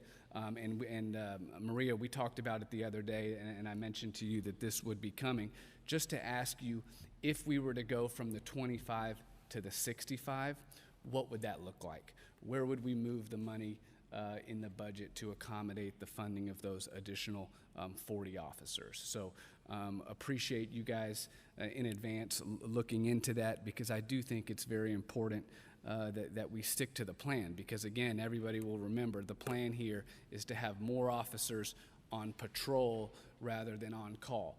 And we've seen what the studies show. When we put more officers on the ground, particularly in the high crime areas, crime goes down. And there's nothing more important, I don't think, to anybody up here than keeping our residents safe and keeping their property safe as well. The low barrier shelter. I am going to respectfully disagree with my council colleague in District 1. $4.8 million for this low barrier shelter.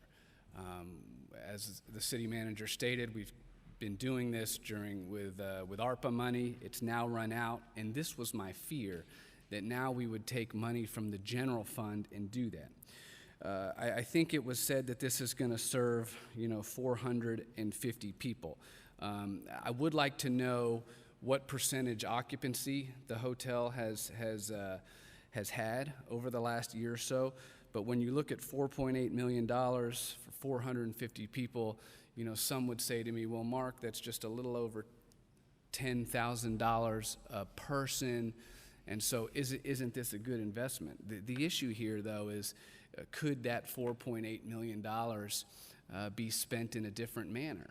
And one of the ways is what I just mentioned. We could add the 40 officers to the budget with some of that money, right? So would we rather use that money keeping people in our neighborhoods safe, keeping their property safe, or do we want to do this low barrier shelter? So I think we really need to take a hard look and have a discussion on if that's something that we really want to do. I'd also like to know who is being housed at this low barrier shelter. Are these San Antonio residents? I think is a question that I raised last year that I think we still need to sort through, because again, San Antonio tax dollars need to be spent on San Antonio residents. Delegate agencies, $28.9 million. Very much looking forward to having that conversation. I think you said in the fall or next year? Starting next Wednesday, even better.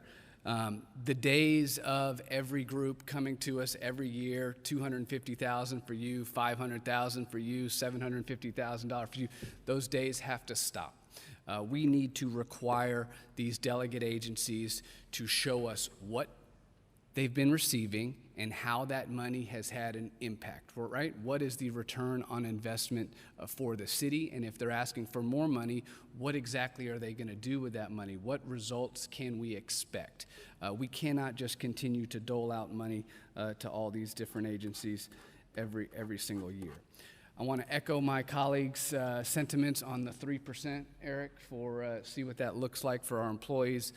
I mean, you guys work so hard. Our council staffs work so hard, and it hurts me that we wouldn't be able to do that 3%. So I certainly echo my colleagues' sentiment there and see what we can do there.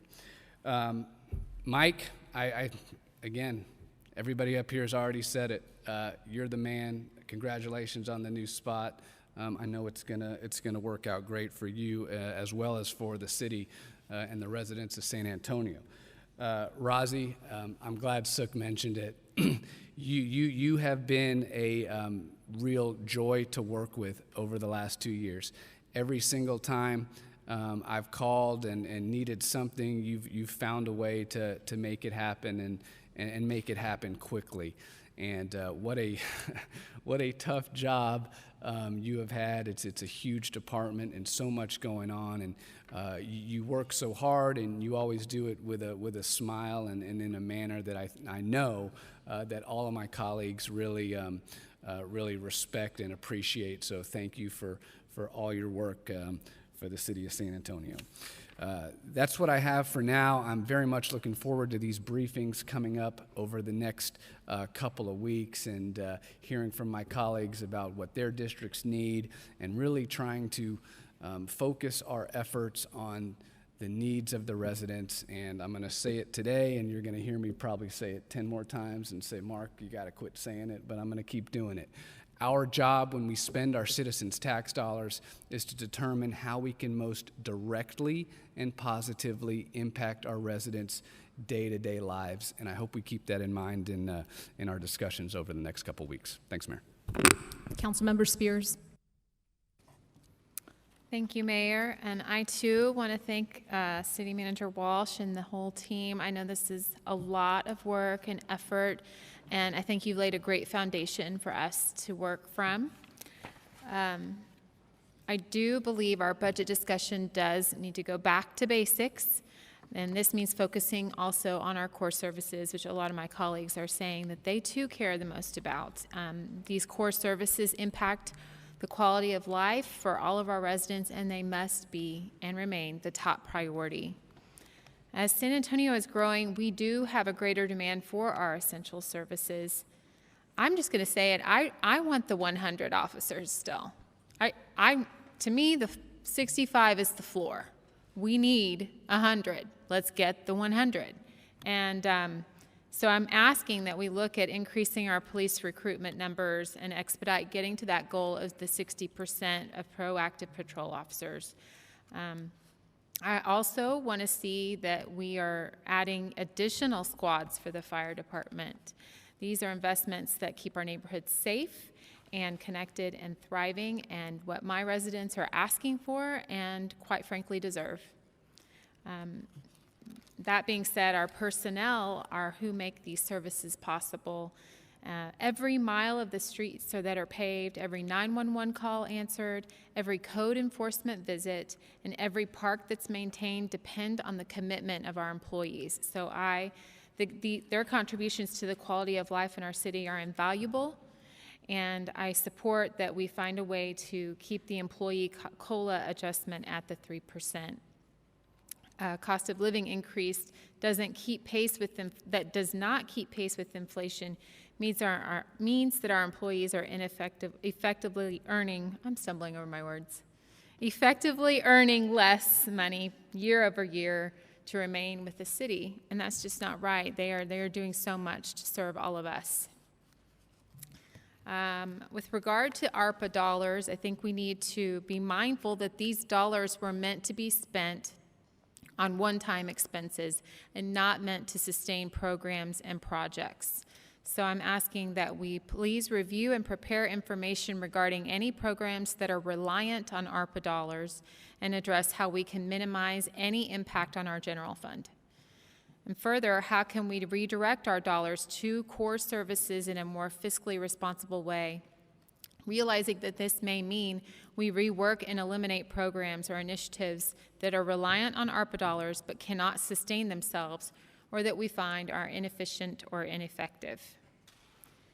I do want to echo what a lot of my colleagues are already saying, which is highlighting the need and emphasize that we need to collaborate with the county, other suburban cities, and our community partners to be the most effective with tax dollars and reduce redundancies. I think this is going to be key moving forward. Let's see. So that being said, again, we do need to be careful stewards of our tax dollars. Managing our spending doesn't mean we have to cut vital services. It means that we're just asking those tough questions about every program and administrative expense to ensure our dollars are going where they have the most impact. I do have just a couple of questions that we can dive into as we are moving through the budget process. I do see the airport has a huge chunk of the capital budget this year, and I just want to make sure that we're tracking how those improvements turn into more jobs and economic growth for San Antonio. Our budget, it's relying on shifting eligible costs to capital funds. So we need to make sure that we're not overloading the capital budget and creating long-term debt obligations for short-term operational needs. And then I wanted to ask, have we received from Greater SATX information about potential economic impacts from businesses that are coming to San Antonio over the next 2 years? And could we expect to see any potential relief? So those are some of the things I'm highlighting, but do you have something on that? I was just going to add that we will incorporate your questions into the work sessions and both on the airport and economic impact and then in the economic development department, potentials we see generally over the next 12 to 24 months. Great, I really appreciate it. So that's all I have for now. I look forward to all the budget sessions that we have coming up. Thanks. Great. Councilmember Castillo-Anguiano. Awesome. Thank you, Mayor. I just want to say thank you to the city staff and Eric for putting the presentation together. I know when I got that 700-plus page binder, I was very excited to just kind of tear into that and rip it open. Even though I'm a very slow reader, so I don't know if I'll finish it during my 2 months, but I will most definitely try. But I do want to make a quick statement for the TERS. I've been working with Councilman McGee Rodriguez on some budget amendments, and tomorrow I'll send that memo to all of y'all. Listing those items, and with the major budget deficit, one of District 2's tools is the intercity TERS, which basically just allows investment in historically underserved parts of town, and it's basically just going to include capital improvements, designs, land acquisition, and some community programs. And so my request is that we just pre-authorize these items similarly to what was done last year. That way they don't impact the general fund, and so I would appreciate my colleagues' support including those items for pre-authorization. And I'll get with y'all today to talk about that. But I do want to transition to the city employment compensation, city employee compensation. I'm definitely want to echo my colleagues with the 3% COLA for city employees. I think that, we definitely want to, ensure the retention of city employees and just make sure that our team has the resources that we need to do the high quality work. And then I do want to dig into the homeless services, since this is basically my expertise. So are we maintaining our investment in services to prevent homelessness? Like, for example, is the rental assistance also going to be moved into that department? No, sir, it's not. No, it'll still be housed within the neighborhood housing services.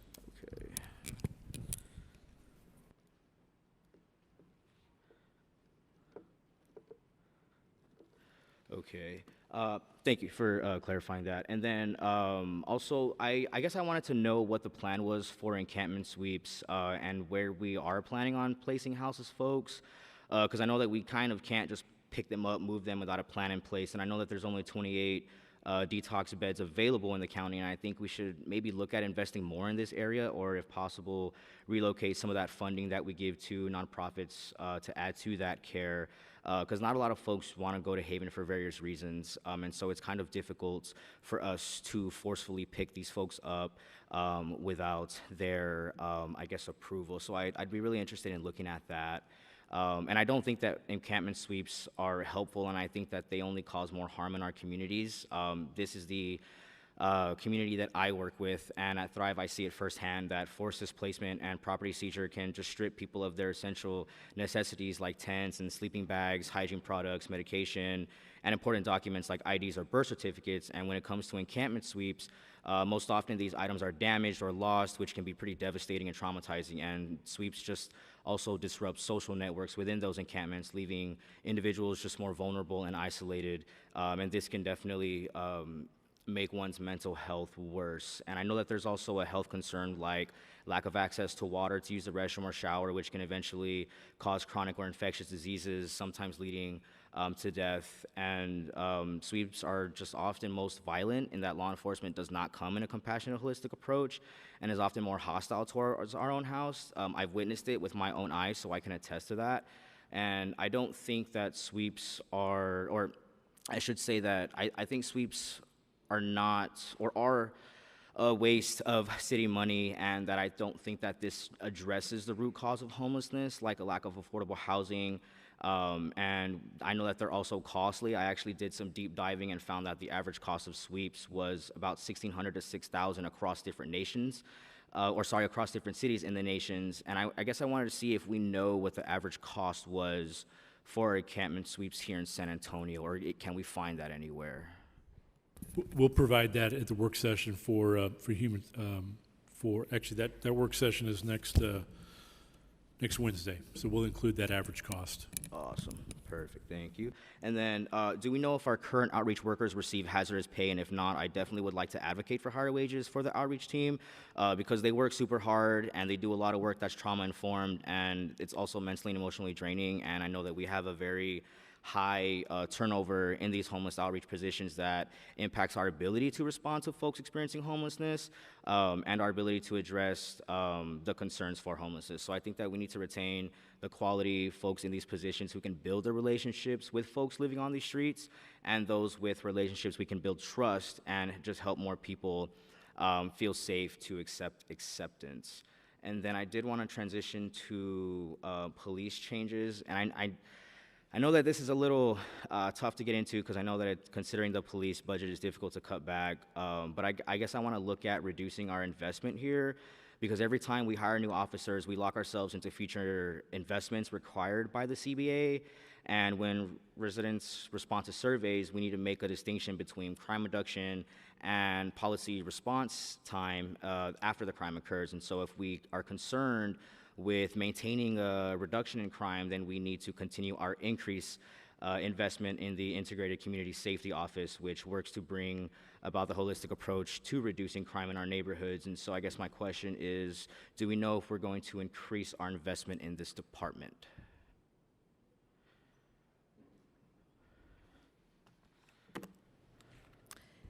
Councilman, we, for the Office of Integrated Community Safety, we transitioned a position over the year, so you'll see an increase of 1 personnel in the office. That's a change that we have.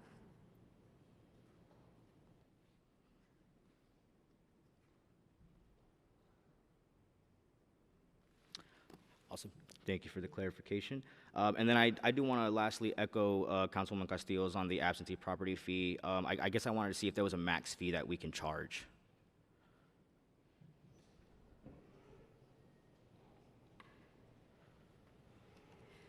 Councilman, what you will see in the proposed budget is that we're increasing the registration fee.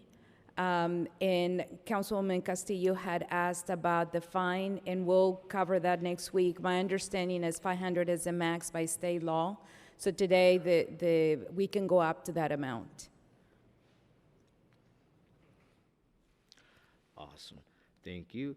I think that's all the notes that I have for today. Thank you. Really appreciate the clarification. Councilmember Munguia.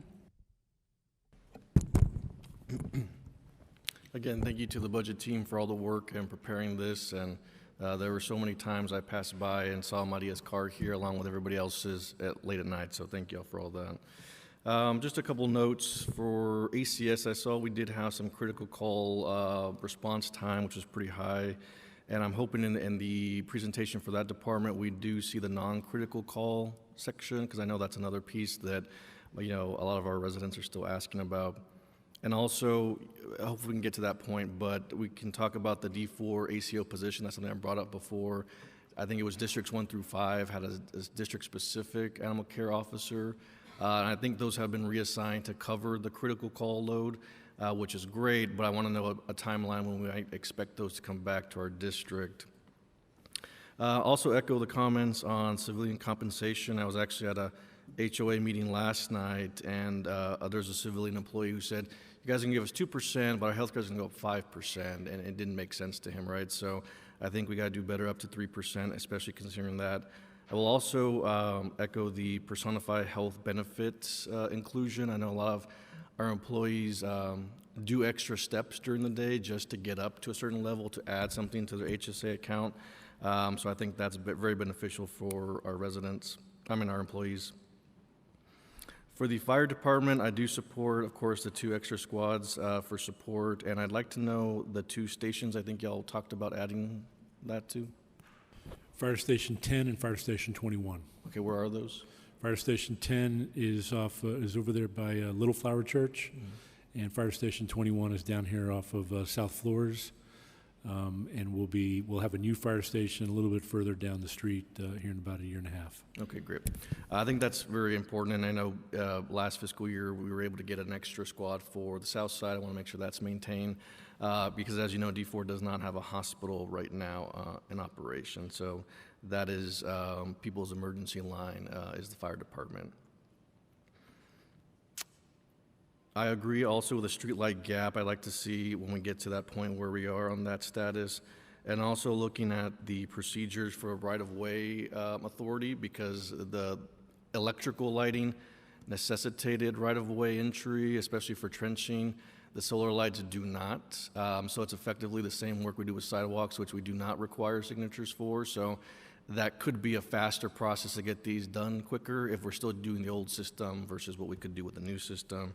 And again, I'll stress that with that light gap, as many lights as it has in it, was evaluated under the current UDC process, which I would argue is still not where folks have the expectation for lighting. So I think in the next UDC, we'll look at closing that gap for street lights, which will mean that even if this gets completed, there will be more lights in the future needed based on that.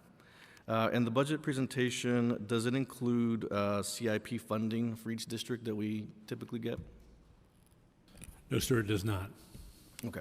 So I want my colleagues to know that, right? Because we all utilize that, and I know that's a debt, funding. So that's very important to many of us.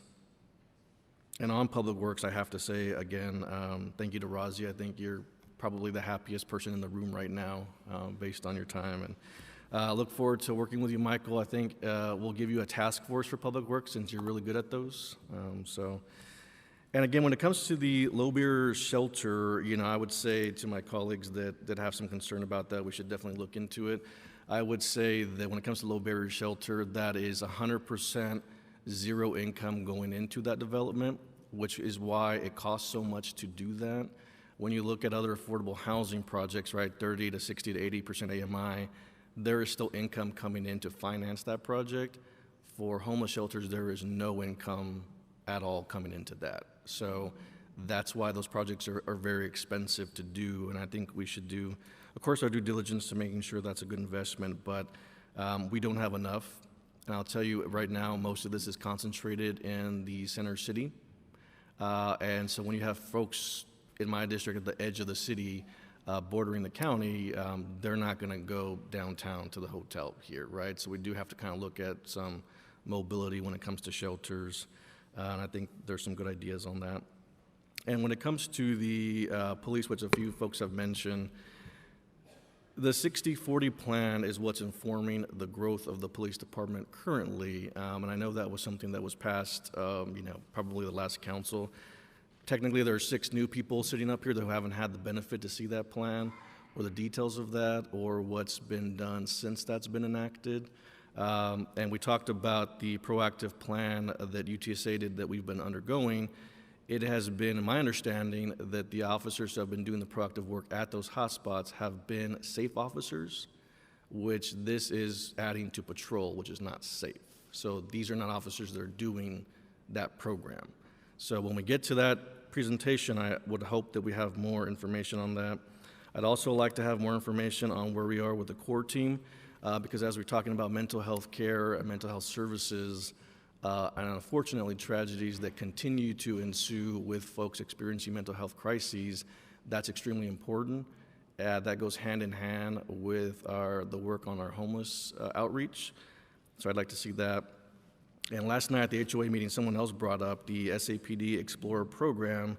They stated that parents have covered their cost of the program, but the city has not covered their end, so I don't know where we are with that program. But I hope that that's not going away, or if it is, we need to know that to explore that a little bit more. And those are all my questions and comments for now. Councilmember Galvan. Thank you so much, Mayor, and thank you to the city manager, your team, as well as, of course, all city department leaders and staff members who did excruciating work throughout the entire summer. I know there's a couple times when I was getting my feet wet a little bit that I would come in and Maria and I would see each other going the opposite way later at night than we should have been. But it speaks to the work that we're doing, right? And so I want to say thank you on that. I feel silly for jumping in after Councilmember Munguia, because a lot of those same points I echo. So just all the points you said, make sure to add me on those, D6 and D4 on the same pieces there. I wanted to mention, of course, my focus going into the budget process overall, and these future budgets as we continue to go forward with seeing kind of deficits that we're looking at or expecting, is to ensure that any adjustments in our spending don't undermine our community's health and resiliency as much as we can. I have quite a bit of concerns around Metro Health, sustainability, DHS, and the parks adjustments, but I'll save those for those conversations. So I'm going to focus more today, of course, on the structural changes presented. First thing I wanted to talk about was the Homeless Services Department. Eric, can you clarify for me what the exact budget is for the department? I think the presentation slide had 30 million, but page 56 of the budget says 14.69 million. Then page 44, where it shows our chart, has 4 million. So I just want to figure out what that is for that department specifically. Yes, so the total 30.4 million includes both general fund, the Homeless Services and Strategy Department, but it also includes solid waste funding for their encampment cleanups and code and parks that they work on encampment cleanups. So it includes that total direct investment for the city. So on the actual homeless budget, the total homeless budget is on a page for the department. It's about $26.1 million, and that includes the general fund as well as delegate agencies, and then the funding for the low barrier shelter. Okay, got it. And then I know there was some clarifications in the budget documents too about outreach workers for that piece. So is that just the 4 million that we're focusing on there with the outreach workers, or? I'm just a bit confused of what the department specifically is working on a day-to-day compared to the delegate agencies pieces, compared to the partnership, the low barrier shelter piece. I just want to figure out what the department itself is doing on a daily basis. Like, what are we directly funding from our general fund for that department? Does that make sense? Yeah, you're just looking for it to be broken out. Yes. Yeah. Okay. We'll all of those are in the 30 million is the direct investment regardless of source. Right. What we'll do is we'll take and we can email this to you guys this afternoon.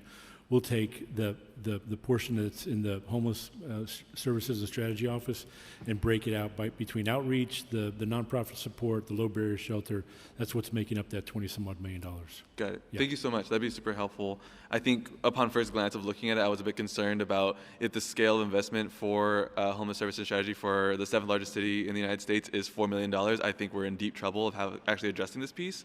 And if more support is going towards encampment cleanups versus actually addressing the root causes, that is another alarming piece there. And so I understand housing, NHSD will be supporting these pieces as well as other departments and delegate agencies will be supporting, but I want to make sure that our investments into the actual outreach and the case management is there. And so I know we'll have the conversation when we get there, but something I really want to focus on with that is definitely the outreach worker positions. I know we're not in the business at the moment of adding more positions, but I think it concerns me that when we're all representing each of the colleagues up here, over 100,000 people, each one of our districts gets one outreach worker for DHS work, for homeless outreach. I think that's a concern, given especially some of the geographic size of our districts. I think about District 3, District 4, and even District 6, right, of course, my own. Going from Old Highway 90 to Alamo Ranch is not that easy if the highways are not closed. And so I think that's just something I really want to look at, along with the case management piece of it. It's one thing to do the outreach, connect with them, find the folks who are on the streets, make sure they have the resources they need to stay alive, but also then to do the case management to make sure that they are going through each of the steps. And I know some of the partners do that work too, so I want to just kind of figure out what that looks like a bit more, and honestly figure out what, I think we have strategic plans or some other plans that we've done in the past of how we can really address these pieces, but I want to kind of do a little refresh, I think, with the new colleagues up here, or new council members up here, to figure out what the internal work and external work is and how we can scale up services around not just the outreach itself, not just, yes, the housing itself too, especially with the housing bond. I think we need a larger housing bond for PSH specifically, but the work around healthcare, the work around rehabilitation services, the work around sobering centers, the work around workforce development, even justice-related pieces too, right? Thinking about diversion centers, thinking about magistration processes and recidivism. How do we make sure that we're addressing all these pieces, not only within our general fund, but with our partners too? And that way I think it just gives, maybe just for myself, but also for maybe the full council, a better understanding of where are we actually getting at with this? What are the outcomes we're gonna get out of this funding? And yeah, and of course the low barrier shelter too. And so I'm very grateful, I will say, despite my maybe what sounds to be critiques, I'm very excited to see this department be created because I think it's worth the focused attention on this issue. But I think that focused attention also comes with the thoughts of what can we do. So want to put those pieces out there, and I'm excited to get into that work session. Something else I wanted to look at with Public Works, it's a bit of, it's a couple different things. I was a bit alarmed on the traffic calming funding that I saw within the budget document, budget documents, saying it's only $1 million for traffic calming. It can only relate to 3 projects in our city. And I know there's other funding that we find other places to make that happen, including the CIP funding. So I think I want to make sure that that's also allocated in here somewhere. But I would like to see, or I'd like to learn more about, and this could be an offline conversation, about how our ATD, our Advanced Transportation District, can support traffic calming efforts, Vision Zero efforts, and Complete Street efforts too. I know some of those pieces are already happening, but I would like to see a bigger investment in that if possible, just so that we can really have a dedicated fund towards traffic calming, towards Complete Streets, and towards Vision Zero efforts, since they're all connected. They don't, I would like them not to have to butt heads too much with new infrastructure work that we're looking at with the new capital delivery department. The CPS policy, I know this council has had a lot of conversations about the CPS energy policy, and I know I may be asking to do another conversation about it, but I think it's worthwhile to have a conversation about the return of dollars that we were getting or giving back to CPS. I know here we have the clause in there that says that if we have some deficits that we'll be focusing that money back in our budget, but I think it's worth a conversation about whether we want to maintain that policy or not going forward, especially looking at 2030 and these next several years. Stormwater fee, this is just something I wanted to throw out there. Did we evaluate any adjustments to the stormwater fee? We did not in the proposed budget, Okay. Councilman, but that is potential discussion as we talk about investing in infrastructure and a potential municipal bond. Okay. Yeah, so Great. we're gonna come to you on that day when we talk about infrastructure and capital. and throw that out there. The stormwater fee is a potential source of revenue for debt. Great. I think it's something that I really want to look into, especially relating to impervious cover, which is what it does. Figuring out ways that we can incentivize a reduction in impervious cover.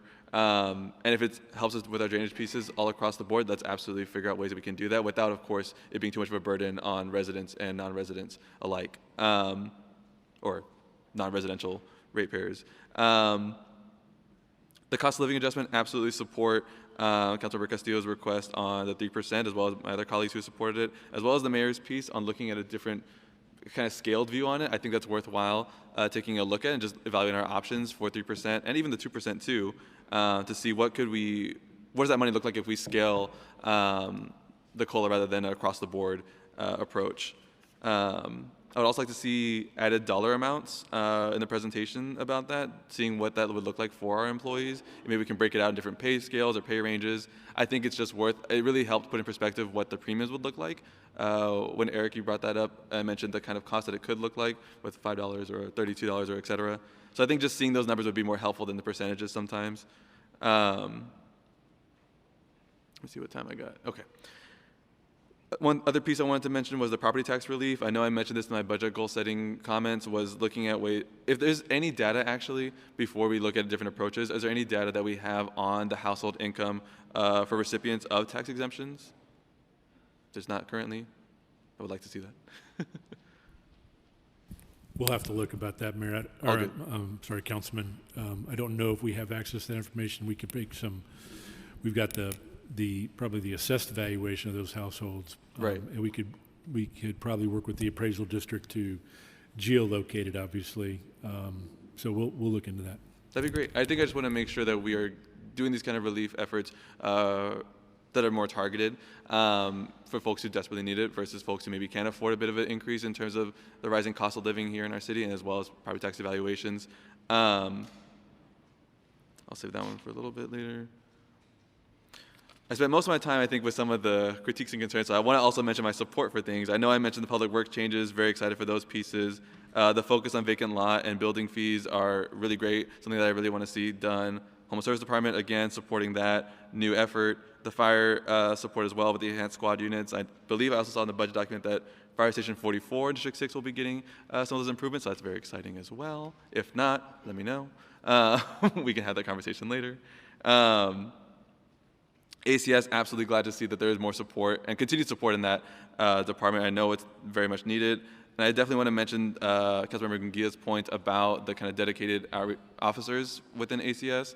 I know it doesn't necessarily affect District 6, but I would like to see a way that we can look at maybe District 5, District 6, west side piece of it. There's a lot of ACS issues that also relate in the Edgewood part of my district, as well as even the Marbach area. And so within Inner 410, I think that's something I want to figure out a way that we can do that work too. That doesn't just stop at the District 5 borderline, but goes across West Commerce too.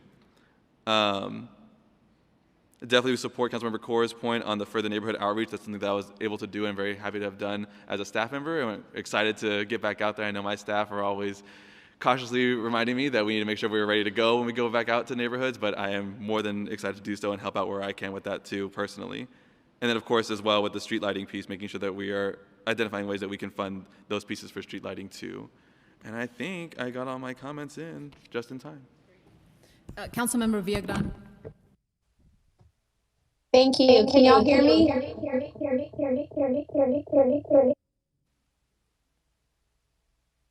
All right. As we prepare for the fiscal year 2026 budget cycle, I want to ensure we enter this session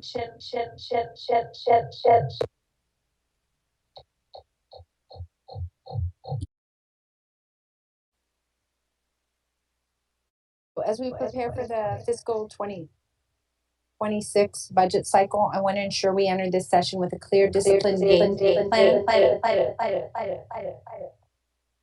Given the current budget deficit, we must confront the fiscal realities head on and make decisions about what remains a priority and what must be scaled back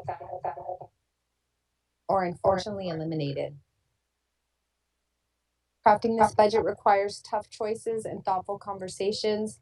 I want to thank City Manager Eric Walsh, Maria Villagomez, and Justina and the Finance Department for incorporating the policy and direction provided by my council colleagues at our goal setting sessions. We also have time through our budget work sessions. And I will have one of the first town halls Monday, August 18th on 2025 at Southside Lions at 6 p.m. to discuss priorities.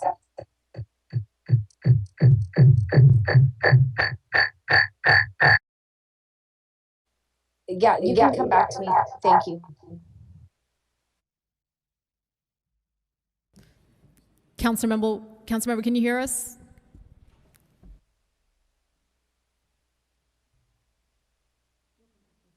Councilmember. Yeah, I can hear. Gonzalez. Thank you, Mayor.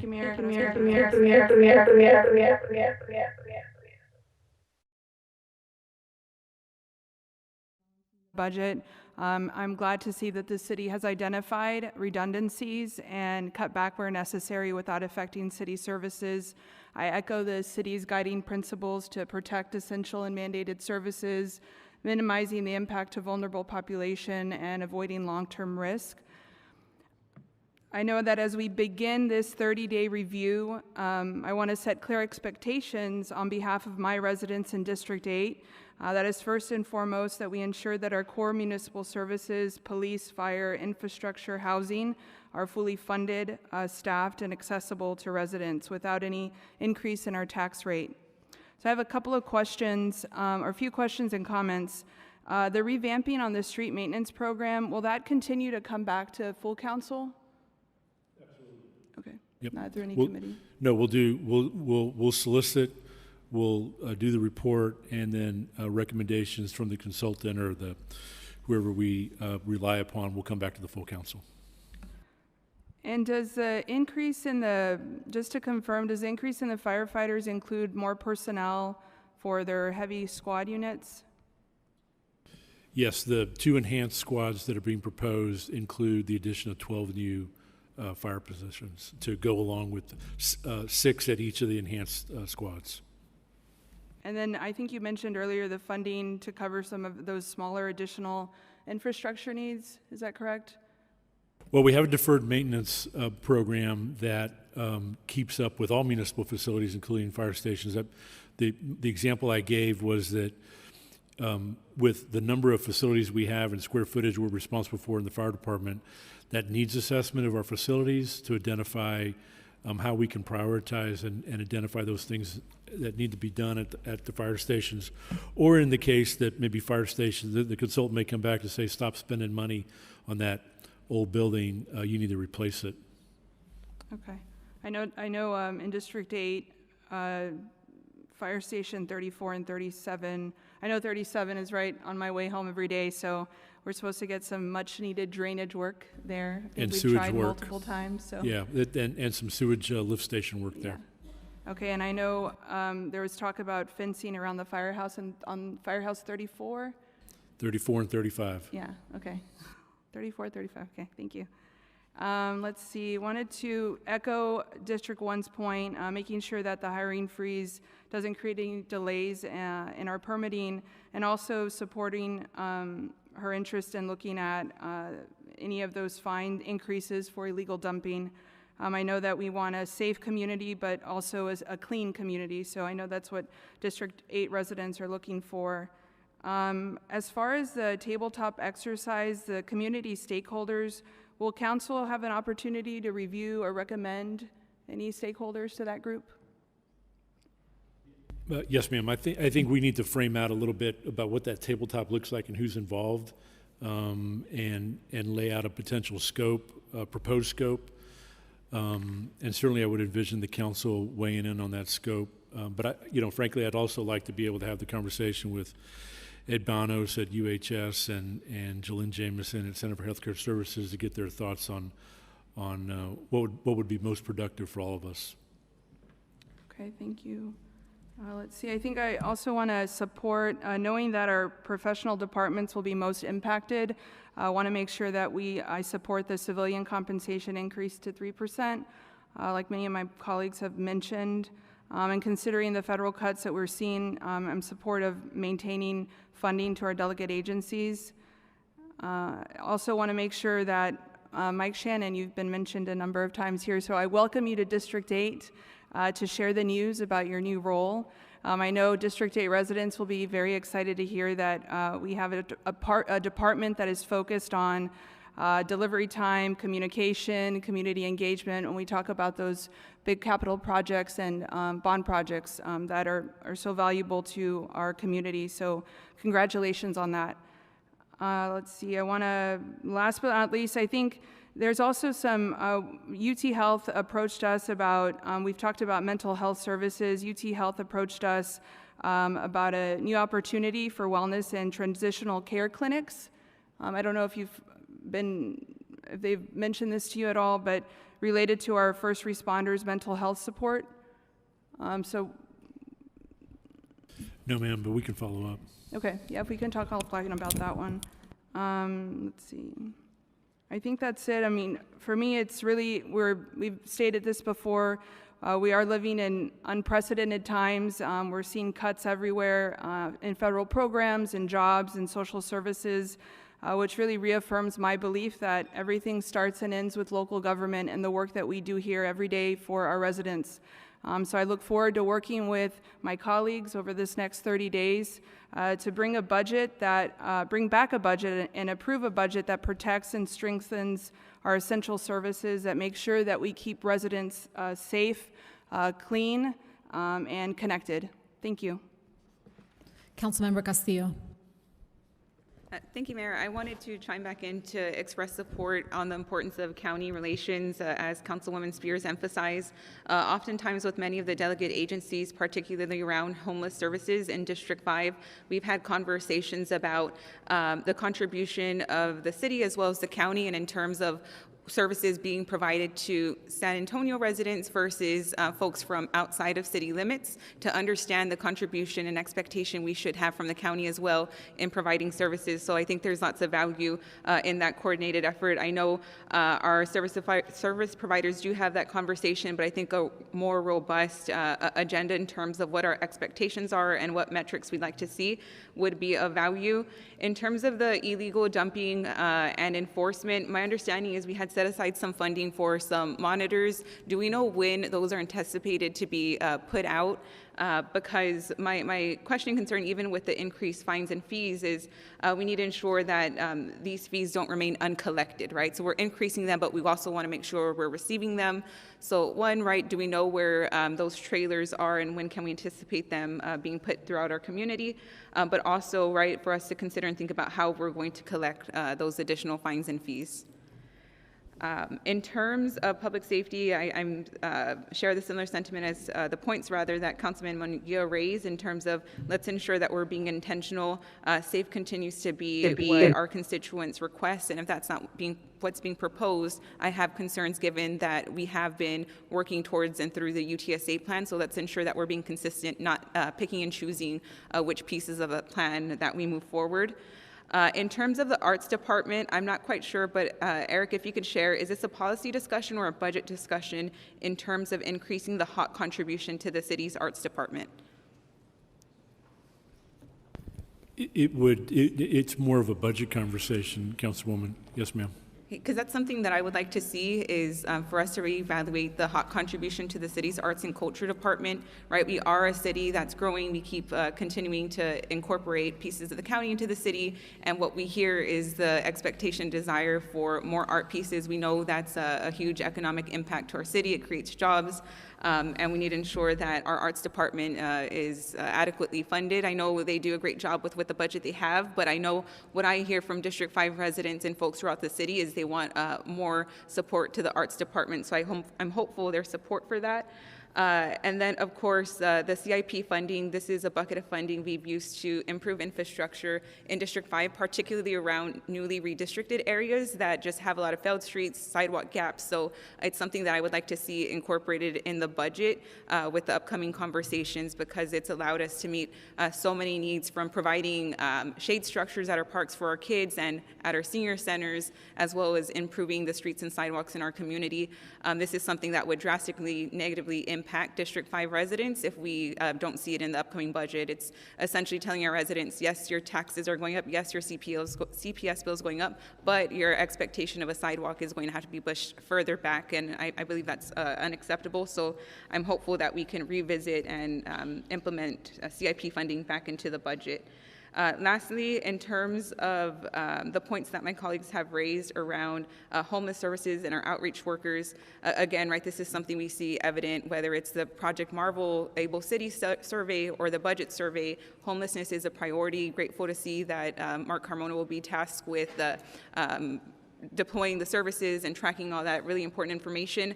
But as my colleagues have mentioned, it's also about having the workers to conduct that outreach, facilitate engagement, and to connect folks to the housing that we also need to invest in. So just want to ensure that we're not burdening our outreach workers, which each of us only have one of, and it's one of the top requested items in our district, that they have the support they need, whether that's additional personnel and of course the housing necessary. Those are the, I just wanted to highlight, right, the public safety concerns in terms of the conversation around where we should be investing in public safety. No matter what District 5 neighborhood association I go to, their neighborhood public safety concerns are primarily around encampments. And I think it's important that we look into what that public safety concern is and how do we tie it back to the budget, which is supporting our outreach workers, and then of course providing the permanent supportive housing component, because it's oftentimes, and I think I've said this every budget, it's our safe officers essentially getting grilled about encampments, right? And we need to make sure that the housing component's taken care of. Thank you, Mayor. Councilmember Spears. Thank you, Mayor. I just had a couple of things I wanted to add. I'm going to tack on and echo Councilman Munguia's point. D9 is often left out of this conversation surrounding homelessness, but we do have pockets of need and poverty in District 9, and these people deserve to be lifted up as well. So I would like to see a point-in-time heat map for District 9 broken down by demographics, specifically to address different groups of people that are facing housing insecurity, like our elderly and our veterans, and how we can best address their specific issues that come up on how they become unhoused. I want to make sure we're being very impactful and efficient with our spending here. It's clear we're spending a lot of money on this, and it's clearly an important issue to all of us, but it's complicated. And we need to consider how we're spending these dollars. Are we just throwing money at the problem and it's not really solving anything? So I really am looking forward to diving deep into this, and I really want District 9 to be at the table when it comes to this. I also want to echo the concerns about the CIP being left out of the budget. It simply has to go back in. This brings up a point that I've talked about many times on deferred maintenance. Maintaining our assets is much cheaper than full replacement. So it's about infrastructure, and I think CIP is a vehicle for us to deliver these essential core services for our constituents. And the last thing is, I just want to remind my district that our town hall will be on Wednesday, August 20th at 6:30 at the Walker Senior Center. So make time and come, because we want to hear your voices. So thank you so much, Mayor. Councilmember White. Yes, real briefly, Councilman Castillo-Angriano, definitely willing to look into the TERS issue that you raised that's over in your district. The flashing stop signs that was mentioned earlier by Councilwoman Castillo, I think that deserves some consideration as well. And then I'll echo Councilman Munguia and my colleagues on the CIP, and thank you for raising that, because I think each district certainly needs some CIP dollars. Thanks. Councilmember Kaur. Thank you, Mayor. Also, just chiming back in for support, echoing the inner city TERS requests. I know we were just at our inner city TERS board meeting, and one of the things that they're trying to do is really get some more land banking done so that they can try to continue that development, which is super needed on the east side. So support that work, and also some of the great after-school programming and just weekend programming that they're doing to engage the community, because as some of my council colleagues have mentioned, public safety is more than just policing, and so we have to make sure we're looking at all of those components. It's a portion of it, but not the whole thing. A couple of other things that I wanted to mention. I thank you, Councilman Castillo, for flagging that the flashing stop signs and radar feedback signs were being eliminated. I saw that $700K in it, and I was like, oh, it's budgeted, and I did not realize that that was in the budget reduction section. And so that is super. They have been delayed. We have not been able to install them for the last 8 or 9 months because, Razi, we know this, that the production people have not been able to get us the materials. But I was at Los Angeles Heights last week, and literally they were cheering me on. They're like, you got us 2 flashing stop signs. Like, they were so excited. The community loves these. And the radar feedback signs, we know we don't have enough officers to go out and give speeding tickets. So we have to think about more innovative ways to address speeding. In all of my neighborhoods, residents always tell me, and sometimes it feels like folks are speeding way faster than they are, but people are speeding through our residential streets. We can't just have a police officer posted up at every big intersection. So we need to have more ability to have those radar feedback signs. So I could literally give you 20 locations right now, and I'm sure all of my colleagues could too. So please, let's look at those, that funding amount and see if we can bring that back in. The CIP dollars, also that, thank y'all for flagging that. I understand why it's difficult for us to put $10 million into CIP because it's not equitable. It's just dividing it equally. However, if we are going to do that, we need to have a sidewalk plan, because we've talked about this. The thing that, you know, when people say, what is the thing that keeps you up at night? I feel like I'm picking winners and losers with sidewalks, because I have so many people say we need our sidewalk done. We estimate it costed out, and it's $300,000-$400,000 for 1 block or 1 to 2 blocks of sidewalk, and I only get $1 million, so that means I'm picking 2 or 3 winners a year. And it's honestly why we've been sitting on our dollars, because I've been trying to figure out every single creative way to make a decision.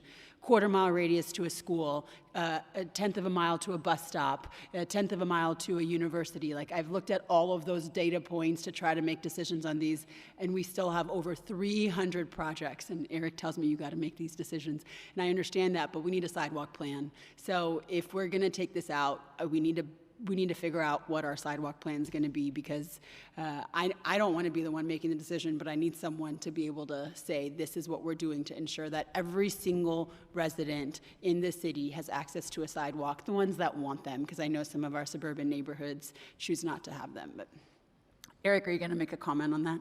I was just going to, I didn't mention it during the presentation, but you all will recall that we have been working to develop that sidewalk plan, and we started at the core city, and we did within 410, and then it's outside 410. And there's $17 million in next year's budget to add sidewalks. So I just don't want the public to hear that sidewalks is reliant upon the CIP by council district. We have $17 million in the budget, but certainly there is 17 plus that. There isn't enough, and it's about prioritizing. And I think to your point, the sidewalk plan and the 17 million, that's going to get deployed based on access to schools, bus stops, hospitals, and those priority areas to make sure that those connections are there. But hearing you loud and clear, we'll make sure we cover that in the Public Works presentation. And if that plan is being done, is it having funding associated with how much it would cost for all of that? Well, incrementally, we're doing that through our annual budget. I suspect that could be potentially a conversation in the municipal bond program. Yeah, I think we would need to know how much, you know, I understand they're doing an analysis, but what's the cost? What is it going to take for us so that we know how much to budget for that? And then the last thing, I didn't get to shout out Mark, so I know some of my council colleagues already did, but I wanted to shout out Mark for for leading this new department. I think it's a great decision, Eric, and I love that you recommended it. I think Mark has had some really great leadership in housing and having us really think about this as a housing solution, right? Because it's not a houseless, an unhoused population and then affordable housing. All of that is intertwined. So I agree with my council colleagues' comments on that, and just wanted to say that I'm looking forward to seeing that work moving forward. Thanks, Mayor. Councilmember Munguia. Just want to add a couple points. You know, a lot of our residents took the time to do a budget survey, and part of that survey included, you know, top departments with the greatest need and the greatest improvement requested. So I hope when we dive into this, we can kind of look at those departments that were on that survey and outline some things we're doing to improve services there. I don't think it would be helpful to residents if we saw that information and just decided to put that aside and continue on. And real quick question, this was funding last fiscal year and supposed to be this fiscal year for the Chest nonprofit. Is this funding still included this fiscal year? Okay, that's as long as you said yes, okay. And when it comes to, you know, another point on homelessness, Mark, I'd love to sit down and talk to you more. There was a survey, there was a CCR that I wrote as a staffer that talked about working with religious institutions to do work with homelessness, because there's a lot of folks out there that want to help. It's my argument that they are exempt from zoning laws and zoning rules, so they would be able to have more flexibility without going through the whole trouble of zoning battles for homeless shelters. And then, yeah, of course, when it comes to flashing stop signs, we've got to do more. I've had to supplement that work a lot through NAMP, so I personally have sent out a lot of NAMP memos for flashing stop signs in our neighborhood. And then the citywide program is 10 per district, or was. That is 10 individual stop signs, not 10 locations. So if you have a 4-way intersection, that's 4, not 1 location. So just a good point. Thank you. Councilmember Aldrete Gavito. Thank you, Mayor. I just wanted to also reiterate the importance of our CIP budget. You know, as Councilwoman Kaur pointed out, sidewalks are so keeps me up at night too, right? Because they're so costly, but they're so needed. There was a story that I saw this morning, I don't know if it was on KSAT or Ken's, but it's about little kids biking to school, right?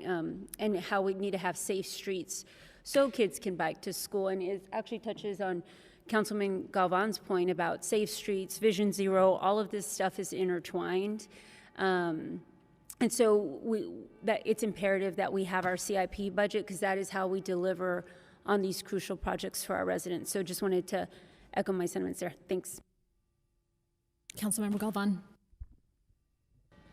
Thank you, Mayor. Just wanted to chime back in for some pieces of support. Definitely the flashing stop signs, want to support that piece too, and hopefully the ATD can help with that if we're looking into that.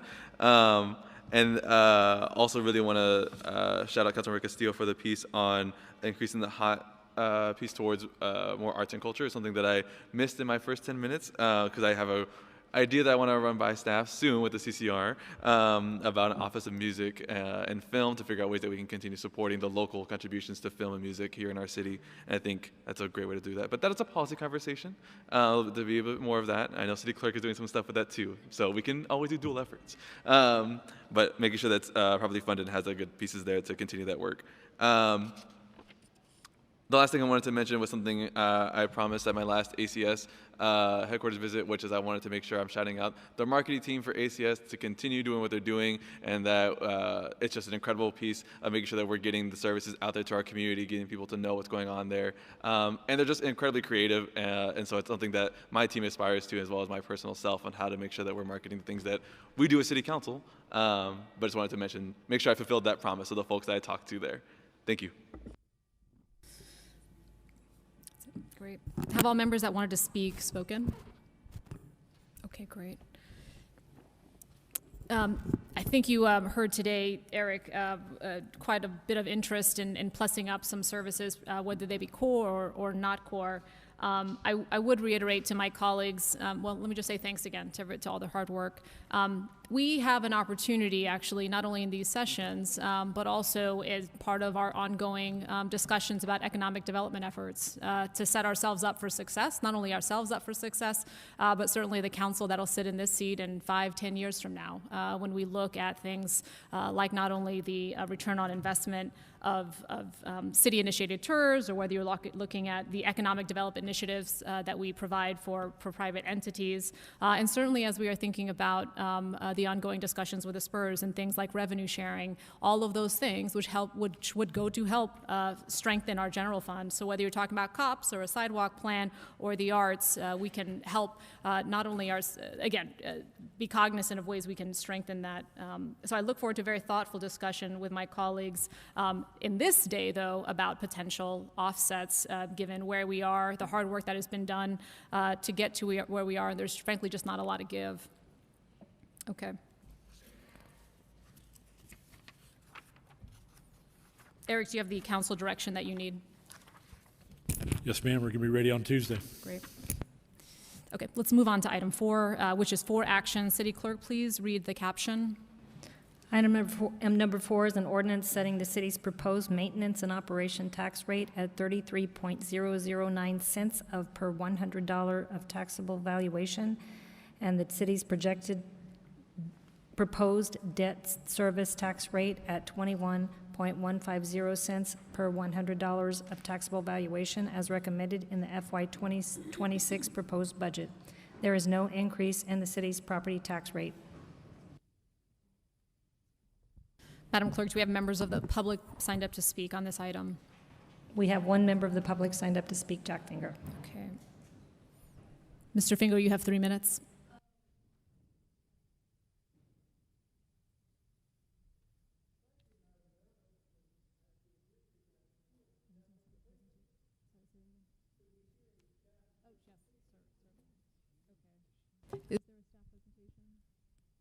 We already gave the presentation. Yeah. So now would be the time to speak, sir, if you'd like to. 3 minutes.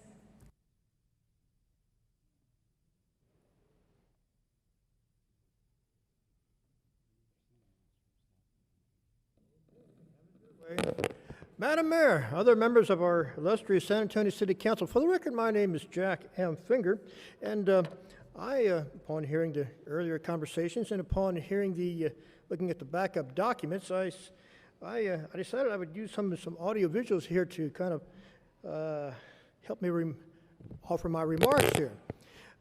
This is what you saw a little bit earlier, taxable property values there.